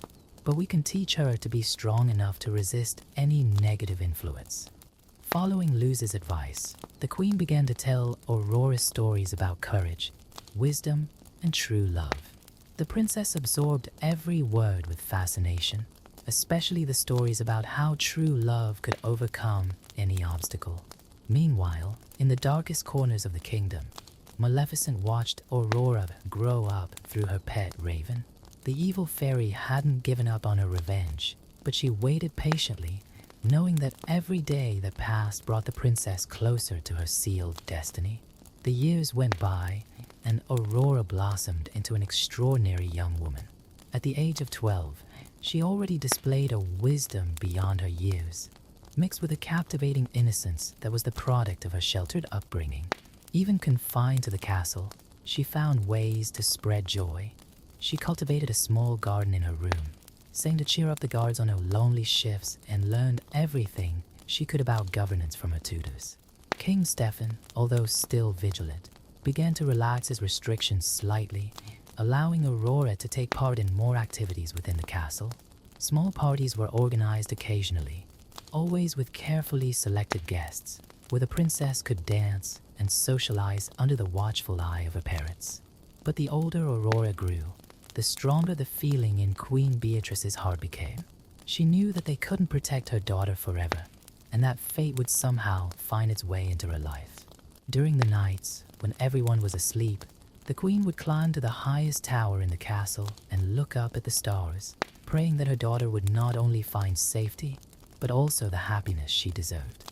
And so, as Aurora's 15th birthday drew ever closer, a quiet tension began to grow in the kingdom of Aurora. The inhabitants of the castle, from the humblest servant to the king himself, felt the weight of fate approaching, like dark clouds heralding an inevitable storm. But in the midst of all this apprehension, Aurora remained a ray of light, her laughter echoing through the castle corridors like a reminder that, even in the darkest hours, there is still hope. As Aurora approached her 14th year of life, the atmosphere in the castle became increasingly tense. King Stefan stepped up security, doubling the number of guards and implementing new protective measures. Queen Beatrice, for her part, tried to remain calm, but her nights were filled with nightmares about spinning wheels and ancient curses. Aurora, now an extraordinarily beautiful young woman, was beginning to feel the weight of the restrictions more than ever. Her walks through the inner gardens no longer satisfied her growing curiosity, and the stories told by the servants about the world beyond the castle walls fed her dreams of freedom. One particularly hectic morning, Aurora discovered a secret passage behind an antique tapestry in her chamber. The narrow, dark corridor led to a small abandoned tower, which offered a privileged view of the kingdom. There, hidden from watchful eyes, the princess spent hours observing the life that pulsed beyond the castle walls. It was during one of these secret escapades that Aurora met Philip, a young apprentice gardener who had recently been hired to look after the royal gardens. Unlike the other servants who always treated her with extreme formality, Philip chatted with her naturally, sharing stories about the villages and ordinary people of the kingdom. "What's it like living out there?" asked Aurora, her eyes shining with curiosity as she watched Philip work in the garden below his secret tower. "It's a simple life, but full of adventures," he replied, describing the festivals in the villages, the dances around the campfires, and the stories told by travelers in the tabards. Their friendship grew discreetly, protected by the secrets of the abandoned tower. Philip would bring Aurora small gifts from the outside world. Wildflowers that didn't grow in the castle gardens, stories from traveling merchants, and, occasionally, sweets prepared by his mother in the village. Meanwhile, Maleficent watched everything from her dark kingdom, satisfied with the way things were turning out. Her raven, Diablo, brought her daily reports on the castle's activities, and the evil fairy realized that Aurora's growing restlessness could be the key to bringing her curse to fruition. The 12 good fairies also noticed the changes in Aurora. During their visits, they noticed how the young princess was becoming more pensive and distant, her eyes often lost on the horizon. Luz, in particular, sensed that something important was about to happen. "We must be even more vigilant," she warned during a secret meeting with her fairy sisters. "Aurora is entering a crucial phase of her life, and Maleficent will surely try to use this to her advantage." Queen Beatrice, noticing the changes in her daughter's behavior, tried to get even closer to Aurora. She began to share stories of her own youth and the challenges of growing up as a princess. "Mother," Aurora asked during one of these intimate moments, "why didn't you ever tell me about the curse?" The question took the queen by surprise. "Ow, how did you know?" "I hear the whispers of the servants. I see the fear in Papa's eyes," Aurora replied softly. "And sometimes in my dreams, I see a woman in green who tells me about an inevitable fate." Aurora's confession triggered a series of heated discussions between the king and queen. Stefan wanted to increase the restrictions even further, while Beatrice argued that it was time to tell her daughter the truth. "She has a right to know," insisted the queen.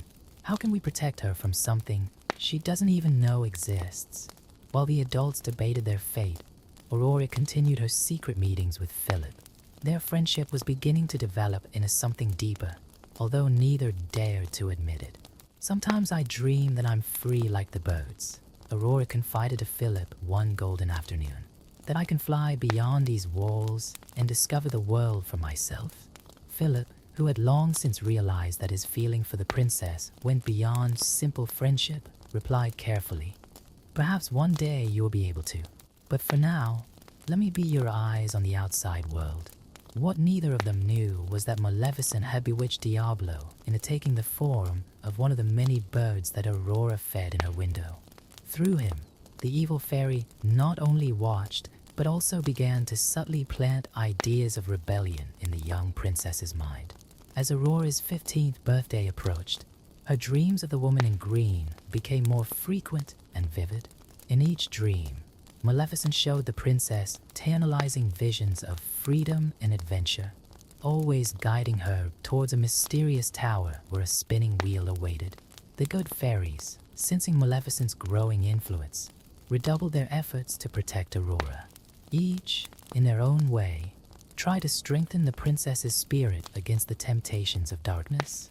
Spring taught her about the beauty of patience through the cultivation of rare flowers, while Melody showed her how music could be a refuge in moments of solitude.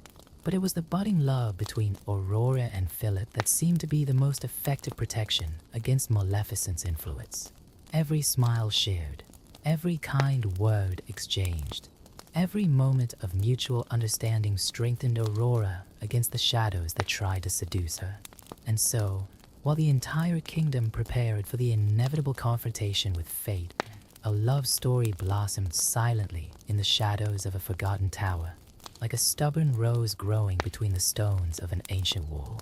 The weeks leading up to Aurora's 15th birthday brought a remarkable change in the castle's atmosphere. Preparations for the base celebration were underway, but there was a palpable tension in the air.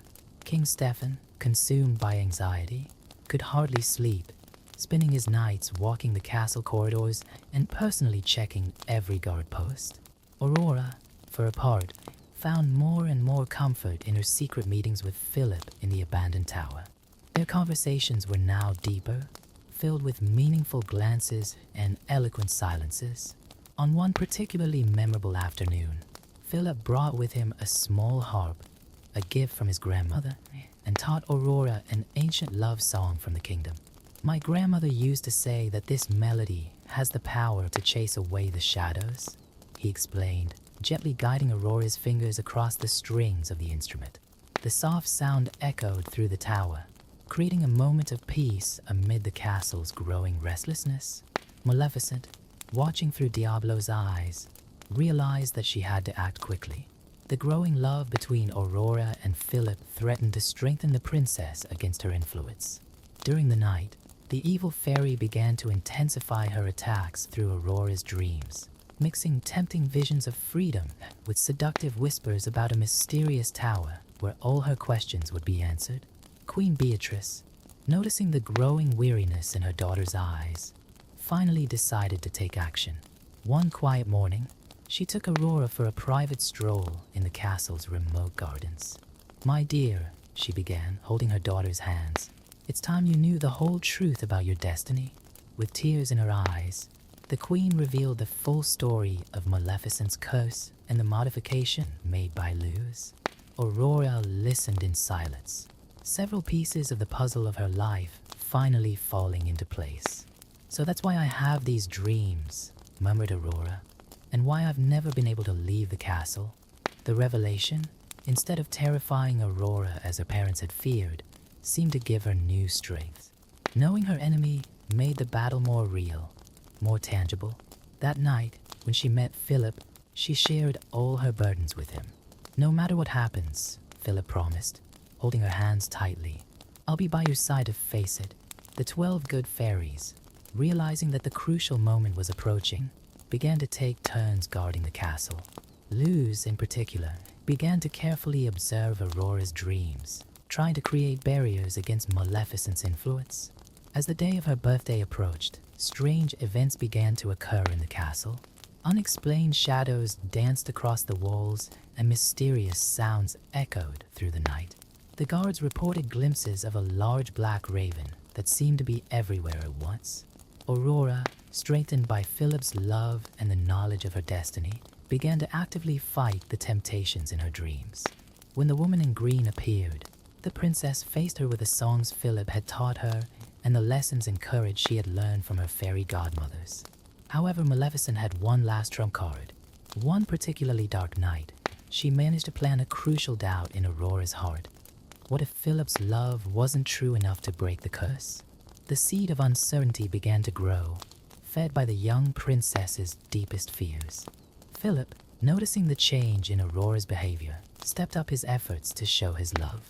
He began to bring her small, meaningful gifts: a peacock feather that resembled the colors of her eyes, a bouquet of wildflowers that only grew in the distant mountains, a small notebook in which he wrote poetry dedicated to her. The fairies, watching the romance unfold, shared hopeful glances. The love between the young people seemed genuine and strong, exactly the kind of true love capable of breaking ancient curses. Meanwhile, in the confines of her dark kingdom, Maleficent was preparing her final blow. With her dark magic, she began to create a special spinning wheel, imbued with an irresistible power of attraction. Even if all the spinning wheels in the kingdom had been destroyed, this one would be enough to fulfill the prophecy. The tension in the castle reached its peak when Aurora's birthday was just a week away.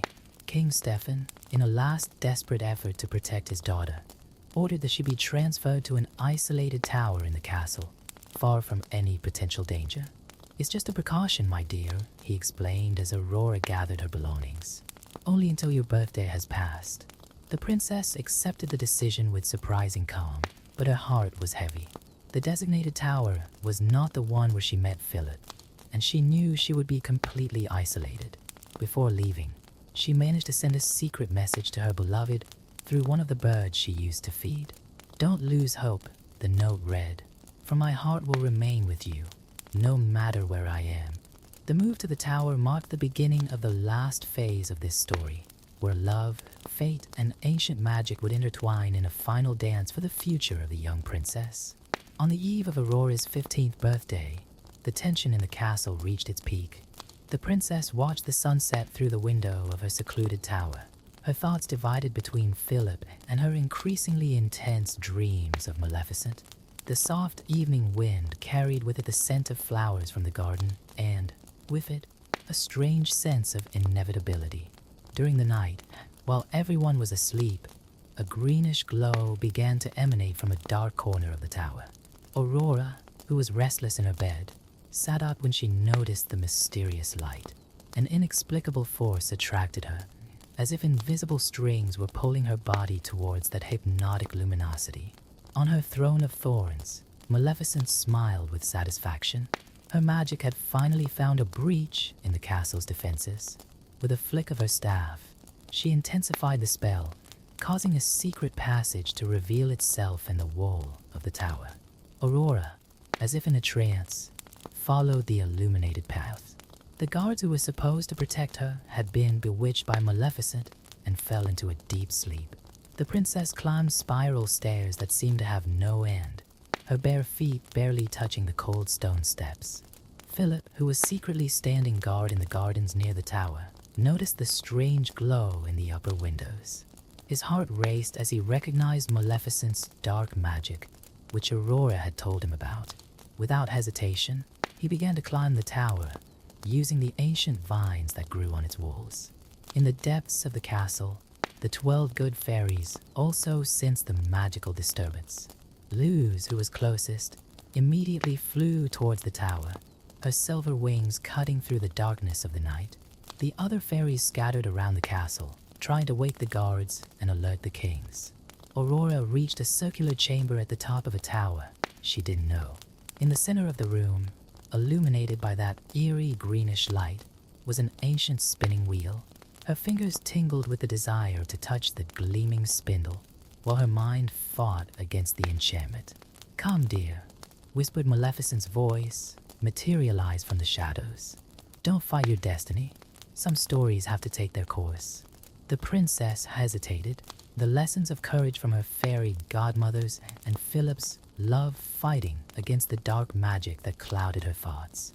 "You can't force me," she said, her voice trembling slightly. Maleficent laughed, a cold sound that echoed off the stone walls. "I don't need to force you, my dear. The curiosity in your heart will do it for me. Don't you want to know what the spindle chimes sound like? Don't you want to find out if your gardener prince really loves you enough to break the curse?" Just then, Philip reached one of the chamber's windows. His heart froze as he saw Aurora slowly approaching the spinning wheel. "Aurora," he shouted, his voice cutting through the magic-laden air. The princess blinked, the sound of her beloved voice temporarily breaking the spell. But Maleficent was ready. With a gesture of her staff, she created a magical barrier that prevented Philip from entering the chamber. "Watch, young fool," teased the evil fairy, "as destiny is fulfilled." Luz arrived just then, her silver magic colliding with Maleficent's green barrier. The two spells intertwined in a light show as Aurora continued her slow walk towards the rock. "Aurora, remember who you are," shouted Luz, maintaining her magical attack. "Remember the love in your heart." The princess stopped, her fingers inches from the spindle. For a moment, images flooded her mind. Philip teaching her the song in the abandoned tower, her mother telling stories of courage, the fairies sharing their gentle magic. Maleficent, realizing that she was losing control, intensified her spell. "Touch him," she commanded, her voice charged with power. "Complete your destiny." At that crucial moment, Philip managed to find a gap in the magical barrier. Throwing himself through it, he ran towards Aurora. His fingers almost reached hers, but it was too late. The princess's finger touched the tip of the spindle, and a single drop of blood fell to the stone floor. Aurora staggered, her eyes meeting Philip's one last time before she fell. He caught her before she hit the ground, holding her in his arms as silent tears streamed down her face. Maleficent laughed triumphantly, her body turning into green flames that danced through the chamber. "The curse is complete," she declared, disappearing in a burst of emerald light. The whole castle seemed to sigh as Aurora closed her eyes, falling into her enchanted sleep. Flowers began to sprout from the stones on the floor, covering the chamber with their wild beauty.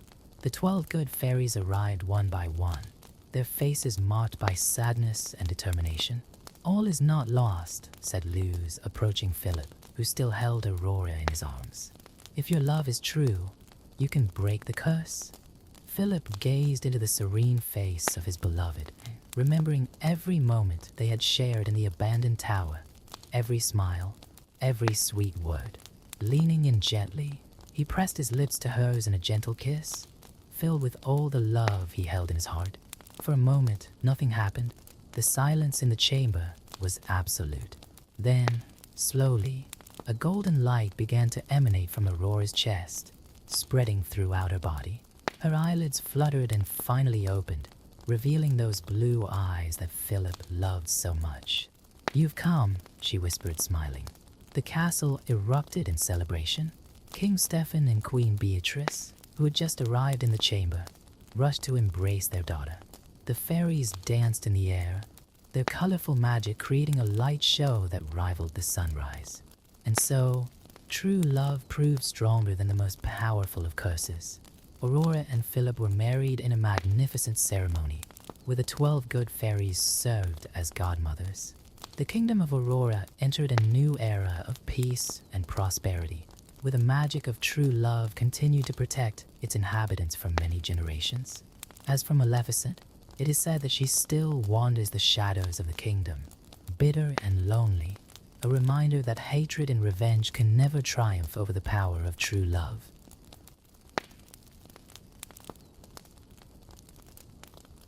In the depths of eternal night, where not even the stars dare to shine, Quetzalcoatl contemplated the void that would one day be filled by humanity.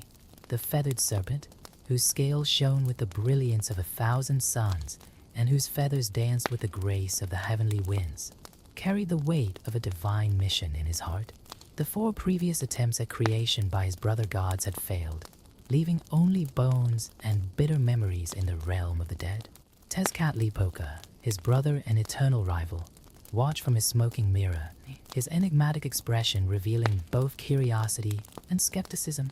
"Brother," his voice echoed across the divine plains. "Why do you insist on giving life to such imperfect creatures? Haven't you seen how previous attempts have ended in destruction?" But Quetzalcoatl knew something that the other gods didn't understand. As he glided through the skies in his serpentine form, his feathers reflecting the colors of the rainbow, he realized that the true power of creation lay not in perfection, but in the capacity for evolution and learning. On his journey to Mictlan, the realm of the dead, Quetzalcoatl met Mictlantecuhtli, the Lord of Death, guardian of the bones of past creations. The god of death, with his discarnate skull and spider-web robes, would not make the feathered serpent's mission any easier. "Why should I hand over the remains of previous failures?" he asked in his cavernous voice. It was then that Quetzalcoatl proposed the challenge. "Allow me to collect the bones, and in return, I promise to create beings who will honor both life and death, understanding the sacred cycle of existence." His words, full of wisdom and determination, echoed through the dark corridors of the underworld. Meanwhile, on the earthly plane, young Xochitl, one of the few survivors of the 4th era, wandered the desolate fields. Her existence was a mystery even to the gods, for she had survived the destruction that had decimated her generation. Her dark eyes held memories of a world that no longer existed, and in her heart burned the hope of a new dawn. Xochitl found shelter in an ancient cave, where cave paintings told the story of previous eras. There, she began to understand her role as a witness to the transition between worlds. Her hands traced the outlines of the figures on the wall, feeling the energy of the stories they told. In the celestial realm, other gods watched Quetzalcoatl's actions with renewed interest. Tlaloc, the god of rain, was preparing his sacred waters for when the time came to nourish the new creation. Calcayotlicu, mistress of lakes and rivers, wove streams of crystalline water that would one day flow through the earth. Quetzalcoatl's search for the sacred bones would not be easy. Mictlantecuhtli, always cunning, prepared 9 deadly challenges. The first was to cross a river of blood, where the souls of the dead tried to drag to the bottom any being who dared to cross it. With his divine wisdom, Quetzalcoatl transformed some of his feathers into a bridge of light, allowing him to cross the river without touching its scarlet waters. Each feather that touched the surface momentarily transformed the blood into crystal clear water, revealing the purifying power of the feathered serpent. Meanwhile, Xochitl began to dream of ancient voices whispering secrets about the coming creation. In his dreams, he saw a feathered serpent dancing among the stars, and his heart recognized in that vision the promise of a new beginning. The challenges continued, each one more difficult than the last. Quetzalcoatl faced cutting winds that could shatter mountains, crossed fields of sharp obsidian that tried to pierce his divine form, and withstood the freezing cold capable of paralyzing time itself. On his journey, the feathered serpent discovered that each obstacle was not just a test of strength or courage, but a lesson in the nature of the life he intended to create. Humanity would need to be as resilient as he was being, able to adapt and overcome adversity. In the 6th challenge, Quetzalcoatl found a mirror that reflected not his image, but the failures of previous creations. He saw beings who had succumbed to greed, others who had lost themselves in ignorance, and some who had been destroyed by their own arrogance. Each reflection was a warning and a lesson. Xochitl, in her cave, began to gather people like herself, scattered survivors who wandered aimlessly. Together, they began to create small rituals, celebrating the sun and the moon, keeping alive the flame of hope for a new world. The stories they shared at night, around small fires, were like seeds of a new culture waiting to blossom. Without knowing it, they were preparing the ground for the teachings that Quetzalcoatl would bring to future humanity. As Quetzalcoatl neared the end of his challenges, an ancient energy began to awaken. The skies shook with distant thunder, and the earth pulsed with a forgotten rhythm. It was as if the universe itself was holding its breath, waiting for the moment of new creation. The last challenge would be the hardest, facing their own fears and doubts. At the bottom of Mictlan, in a chamber made of black obsidian, Quetzalcoatl saw reflections of all possible futures, some glorious, others terrible. The choice to go ahead with the creation of humanity carried the weight of all these possibilities. It was at this moment that the true nature of his mission was revealed. The creation of humanity would not just be an act of divine power, but an act of love and faith in the potential of what was to come. With this understanding, Quetzalcoatl crossed the last chamber, finally reaching the sacred bones. Mictlantecuhtli, impressed by the perseverance and wisdom shown, allowed Quetzalcoatl to collect the bones, but not without a final warning. What you create with these bones will carry both the memory of failure and the seed of hope. Choose wisely how you shape your essence. With the sacred bones in his possession, Quetzalcoatl began his ascent back to the upper world, where he would begin the real work of giving life to the new humanity. In his mind, he was already visualizing the knowledge he would share, the art of growing corn, the secrets of the stars, the mathematics that explains the cycles of nature, and the medicine that heals body and spirit. With the sacred bones in his hands, Quetzalcoatl emerged from the Mictlan, his feathers glowing with renewed intensity.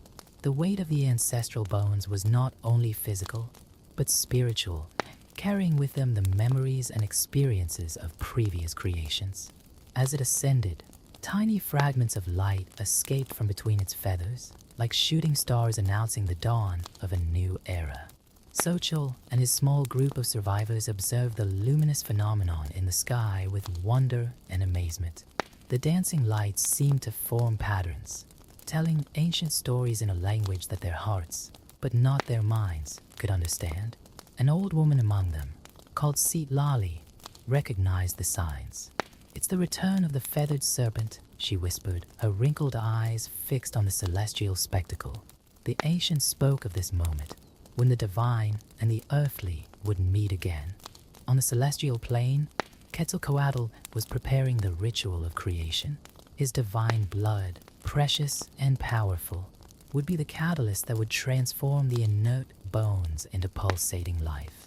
Each drop that fell on the ancestral bones carried not only vital power, but also wisdom and purpose. Tezcatlipoca, still skeptical, but now intrigued, approached his brother. "I see you've made the bones," he observed, a smoky mirror reflecting the process of creation. "But how do you intend to avoid the mistakes of the past?" Quetzalcoatl, without interrupting his sacred work, replied wisely. "The mistakes of the past will be the lessons of the future. This time, we won't just create bodies, we'll plant seeds of knowledge and understanding." Meanwhile, on the Earth's surface, subtle changes were beginning to take place. The previously barren soil was beginning to show signs of life.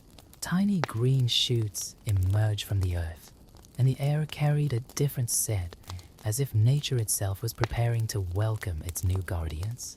Xochitl, guided by an inexplicable impulse, led her group to a valley surrounded by ancient mountains.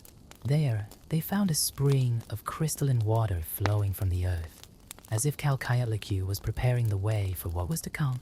There, they began to build a small settlement. Their calloused hands erected simple shelters, while their hearts were filled with inexplicable hope. Lali taught the younger ones the old songs, keeping alive the memory of a time that would soon be reborn. On the divine plane, the process of creation continued. Every bone bathed in the blood of Quetzalcoatl began to pulsate with a life of its own.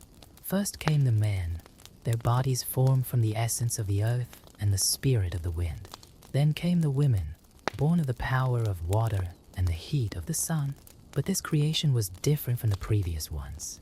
Quetzalcoatl not only gave physical form to the new beings, but also imbued them with special abilities. In their minds, he planted the seeds of knowledge that would blossom with time and dedication. "Look," he said to the other gods who had now gathered to witness the birth of the fifth humanity. "These are not just receptacles of our will, but carriers of divine potential." The first men and women opened their eyes to a world that awaited them. Their bodies, still covered in the glow of divine blood, shone like polished copper under the rising sun. In their eyes shone a curiosity that none of the previous creations had ever shown. Quetzalcoatl watched them with the pride of a creator and the concern of a mentor. He knew that his work had only just begun. These new beings would need guidance, knowledge, and above all, an understanding of their place in the great cycle of existence. In the valley where Xochitl and his group settled, the signs of change intensified. The sky took on more vibrant colors, and the winds brought melodies never heard before. The stars themselves seemed to rearrange themselves in the firmament, forming new patterns that told the story of creation in progress. Lali, in her ancestral wisdom, began to interpret these signs. Her words, shared around the night fires, prepared the survivors for the encounter with the new humanity that was about to emerge. "We will be the bridges," she declared, "between what was and what will be. Our memory will serve as a guide for those who are coming." On the divine plane, Quetzalcoatl continued his meticulous work. Each new being received not only life, but also unique gifts. Some were born with an affinity for understanding plant cycles, others with the ability to read the patterns of the stars, and some with the gift of healing and comfort. The other gods, initially skeptical, began to see the wisdom in Quetzalcoatl's plan. Tlaloc prepared the rains that would nourish the first crops, while Zacaquetzal, goddess of the arts and love, wove the first dreams that would inspire human creativity. As more and more beings came to life, a new energy filled the universe. It was as if each element, earth, water, fire, and air, found a new balance, a long-lost harmony. The new humans, different from their predecessor creations, were born with a natural connection to these elements. Xochitl, sensing the changes in the air, began to prepare his group for the encounter with the newly created. Under his guidance, they built a simple temple in the center of the valley, a place where the divine and the earthly could meet. The moment of the meeting between the survivors and the new humanity was approaching, and with it, the promise of a new chapter in the history of the world. Quetzalcoatl, watching from his heavenly plane, knew that this meeting would be crucial for the future he envisioned. The meeting between the two groups was about to take place. Under Quetzalcoatl's watchful eye, the first men and women of the new creation began their journey towards the valley where Xochitl and his companions were waiting. The air vibrated with an ancient and new energy at the same time, as if the very fabric of reality was adjusting to this unique convergence. Citlali, the elder, gathered everyone around the newly built temple. Her trembling hands lit sacred herbs, whose sweet scent spread through the morning air. "They come with the knowledge of the gods in their hearts," she said, "but they will need our memories to understand who they are." The new beings, guided by an instinct implanted by their creator, moved with grace and purpose. Their bodies still glowed softly with the remnants of Quetzalcoatl's divine blood, and their eyes carried an ancient wisdom mixed with childlike curiosity. At the head of the group walked a woman called Mayahul, whose footsteps made flowers bloom wherever she went. Xochitl, watching from the top of a hill, felt his heart race as he saw the first signs of the approach.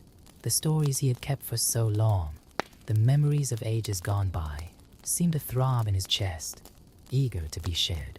On the celestial plane, Quetzalcoatl continued his work, now focused on weaving the invisible threads that would connect the two groups. Each new being he created carried not only innate knowledge, but also the ability to learn from those who came before. It was a delicate dance between the divine and the earthly, between the new and the old. The first meeting took place at sunrise. Mayahul, leading the newly created, stopped in front of Xochitl. For a moment, they just looked at each other, recognizing each other as different parts of the same story. It was Citlali who broke the silence, singing an ancient song of welcome that made the mountains reverberate with its melody.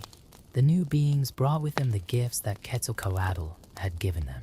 A man called Tlalixin showed them how to read cloud patterns to predict rain. A young woman called Zacapili revealed the secret of the medicinal plants that grew hidden among the rocks. Each piece of knowledge shared was like a bridge being built between the two worlds. In return, the survivors offered something equally precious, the living memory of past eras. Xochitl told of the 4 previous creations, of the mistakes and lessons learned. His words were like seeds planted in fertile soil, ready to blossom in the consciousness of the new humanity. Tezcatlipoca, watching through his smoking mirror, began to understand the true genius of his brother's plan. "It's not just a new creation," he muttered to himself. "It's a synthesis, a harmony between the past and the future." The next few days were filled with intense learning and exchange. The newly created, although born with divine knowledge, discovered that there was much to learn from the earthly experience of the survivors. They learned about resilience from Xochitl, about ancestral wisdom from Citlali, about the importance of community from everyone else. In the valley, the small settlement began to transform. New dwellings sprang up, built with techniques that combined the celestial knowledge of the newcomers with the practical experience of the survivors. Gardens were planted following the sacred patterns taught by Quetzalcoatl, but adapted to the local wisdom about the soil and the seasons. Mayahul and Xochitl became inseparable partners in the task of building bridges between the two groups. Together, they developed new rituals that honored both divine teachings and earthly memory. Their voices joined in songs that told the complete story of humanity, from the first attempts to the present moment of renewal. Quetzalcoatl, satisfied with the progress, began to prepare his last teachings. He knew that he would soon have to leave for the East, but first, he needed to ensure that humanity had all the tools it needed to prosper. Through dreams and visions, he shared his knowledge of astronomy, mathematics, and the sacred arts. Lali, realizing that her role as guardian of ancient memory was coming to an end, began training the younger members of both groups in the arts of preserving history. Our words are seeds, she taught, planted in the heart of time, blossoming in future generations. As the days turned into weeks and the weeks into months, a new culture began to emerge in the valley. It was neither entirely divine nor entirely earthly, but a harmonious fusion of both. The rituals incorporated both the mathematical precision of heavenly teachings and the intuitive wisdom of human experience. Tezcatlipoca, who had initially doubted the success of this creation, now regularly visited the valley through the reflection of his mirror. He watched with growing interest as this new humanity learned to balance divine knowledge with earthly experience, ancient wisdom with innovation. The other gods also began to contribute more actively. Tlaloc sent gentle rains to nourish the first crops, while Calcalicu blessed the rivers that cut through the valley. Each divine intervention was received with gratitude and understanding by a humanity that now understood its place in the great cycle of existence. In the heart of the valley, the simple temple that Xochitl and his companions had built became a center of learning and celebration. There, divine and earthly knowledge met and multiplied, creating new ways of understanding and interacting with the world. As the new civilization flourished in the valley, Quetzalcoatl realized that the moment of his departure was approaching. From high in the heavens, he watched with satisfaction as his teachings were not only learned, but transformed and enriched by the unique union between the newcomers and the survivors. Mayahul had become a natural leader, her connection with the earth and the plants inspiring others to develop their own gifts. Under her guidance, vast fields of golden corn stretched across the valley, cultivated with techniques that blended divine knowledge with the practical experience of the survivors. Xochitl, for his part, established a school of memory, where the stories of past ages were preserved through paintings, songs, and ritual dances. His students learned not only to remember, but to understand the lessons contained in each ancient narrative. It was during one of these classes that a young man called Tonutiuh had a vision. While Xochitl was telling him about the previous creations, he clearly saw the image of Quetzalcoatl heading east, his bright feathers leaving a trail of light in the sky. The sight deeply disturbed him. "The feathered serpent will be leaving soon," he announced, his voice trembling with the weight of the revelation. The silence that followed was thick as morning mist, each person present sensing the truth in the young man's words. Lali, who was present, nodded slowly. "Yes, the stars have spoken about it. It's part of the cycle. The master must leave so that the disciples can grow up on their own." The news spread through the valley like wind through corn leaves. Some were apprehensive, fearing that without the direct presence of their creator, they might repeat the mistakes of previous humanities. Others understood that this was a necessary test of their maturity. Mayahul assembled a council of the wisest, including members of both the newly created and the survivors. "We need to prepare," she declared, "not just for his departure, but to keep his teachings alive." Meanwhile, on the celestial plane, Quetzalcoatl was preparing his last gifts for humanity. He created sacred codices in which he recorded knowledge about celestial cycles, plant medicine, and the principles of universal harmony. Each page was imbued with its own divine essence, ensuring that the knowledge remained alive and evolving. Tezcatlipoca, observing his brother's preparations, approached with a question: "Why leave now, when your creation is still so young?" "Because they need to learn to walk on their own," replied Quetzalcoatl. "The true test of a master is not how much his disciples depend on him, but how they thrive in his absence." In the valley, Xochitl and Mayahul worked tirelessly to prepare the community. They established a teaching system where each person with a specific gift was responsible for passing on their knowledge to a group of apprentices. In this way, wisdom would be preserved and expanded through the generations. Tonutiuh, inspired by his vision, began to study the patterns of the stars with renewed intensity. Together with other young men, he built an observatory on top of a hill, where they mapped the celestial movements and recorded their discoveries in carefully crafted codices. Lali, sensing that his own time of departure was approaching, intensified his teachings on sacred rituals. The connection with the divine, she explained, does not depend on the physical presence of the gods, but on our ability to keep the sacred flame alive in our hearts. As the moment of Quetzalcoatl's departure approached, a subtle transformation began to take place in the valley. People began to trust more in their own abilities, discovering that the divine knowledge they had received was like a seed that now blossomed in unique ways in each person. Mayahil discovered that the plants responded not only to the technical knowledge he had received, but also to his own intuition and connection with the earth. Under his care, new varieties of medicinal plants began to emerge, combining known properties in innovative ways. Xochitl realized that the stories he told were not just records of the past, but living tools that help people understand their present and shape their future. Each ancient narrative took on new meanings as it was interpreted through the experiences of the new humanity. The other gods, observing these transformations, began to understand the true nature of Quetzalcoatl's plan. It wasn't just about creating a new humanity, but about establishing a self-sustaining cycle of spiritual evolution and growth. Tlaloc, impressed by the way humans had learned to work in harmony with their elements, began to respond more readily to their prayers and rituals. The rains came at the right time, nourishing not only the crops, but also the understanding of the connection between heaven and earth. In the heart of the valley, the simple temple had been transformed into a complex of learning and celebration. Different areas were dedicated to the study of astronomy, medicine, agriculture, and the arts. Each sacred space reflected the unique fusion of divine knowledge and human experience.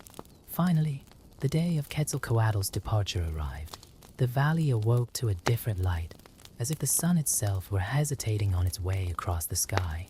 The people gathered spontaneously in the central temple, their hearts heavy with the expectation of the imminent farewell. Mayahil and Xochitl led the preparations for the farewell ritual. Copal incense spiraled through the air, while drums set a rhythm that echoed the very pulse of the earth. Lali, now an even more respected figure, guided the youngsters in the sacred chants that would cross the dimensions between the earthly and the divine. On the celestial plane, Quetzalcoatl was making his own preparations. His feathers shone with an intensity that dazzled even the stars, and his serpentine body formed patterns in the sky that astronomers would study for generations. Tezcatlipoca, its eternal counterpoint, watched in respectful silence. Tonatiuh, from the top of his observatory, recorded every movement in the heavens. His codices now contain not only astronomical observations, but also prophecies about the promised return of the feathered serpent. The stars show cycles, he explained to the other scholars, and every cycle promises a return. Quetzalcoatl's descent into the valley was spectacular. His celestial body created a multicolored aurora that bathed the entire region in prismatic light. The plants bowed towards him, and even the wildest animals emerged from their hiding places to witness the moment. In front of the gathered crowd, Quetzalcoatl took on a form closer to human understanding, still divine, but less dazzling. His voice, when he spoke, was like ancient music carried by distant winds. "My children, the time has come for you to follow your own paths." The next words were engraved not only in the codices, but in the hearts of every person present. "You carry within you both my blood and your own essence.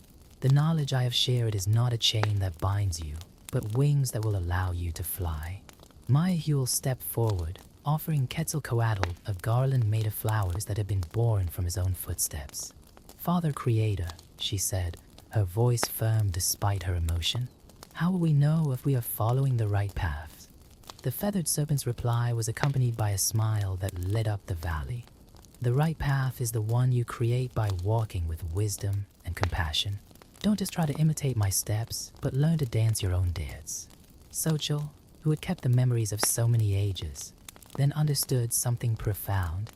This was no ordinary farewell, but a transformation. Each person present was now a guardian not only of the knowledge received, but of the potential to create new knowledge. Quetzalcoatl continued his final teachings. True wisdom does not lie in having all the answers, but in knowing how to ask the right questions. The universe is a mystery that reveals itself to those who keep their hearts open and their minds curious. Lali, sensing that this moment would echo through the ages, began an ancient chant that spoke of cycles and returns.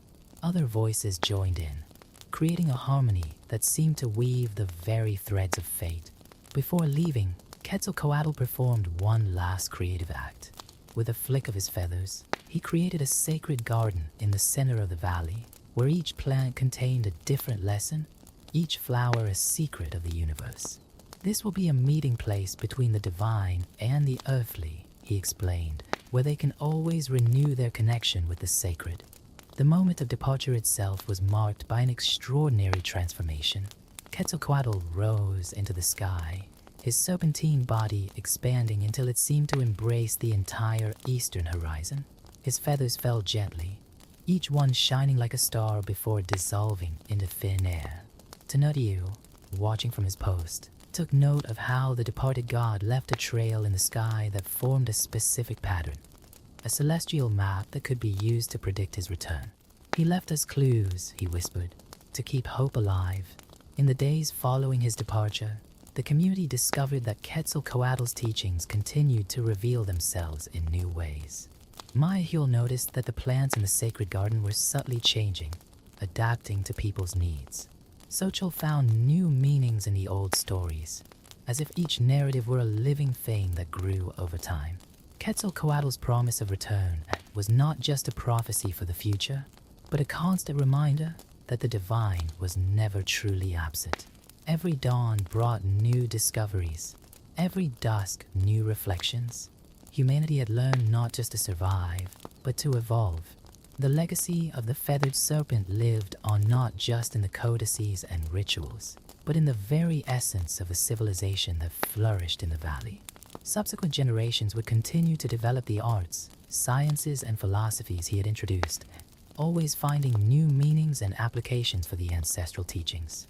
And so, as Quetzalcoatl traveled east, his creation continued to grow and transform, proving that the true miracle was not just in the act of creation, but in the infinite capacity for evolution and renewal that had been planted in the heart of every human being.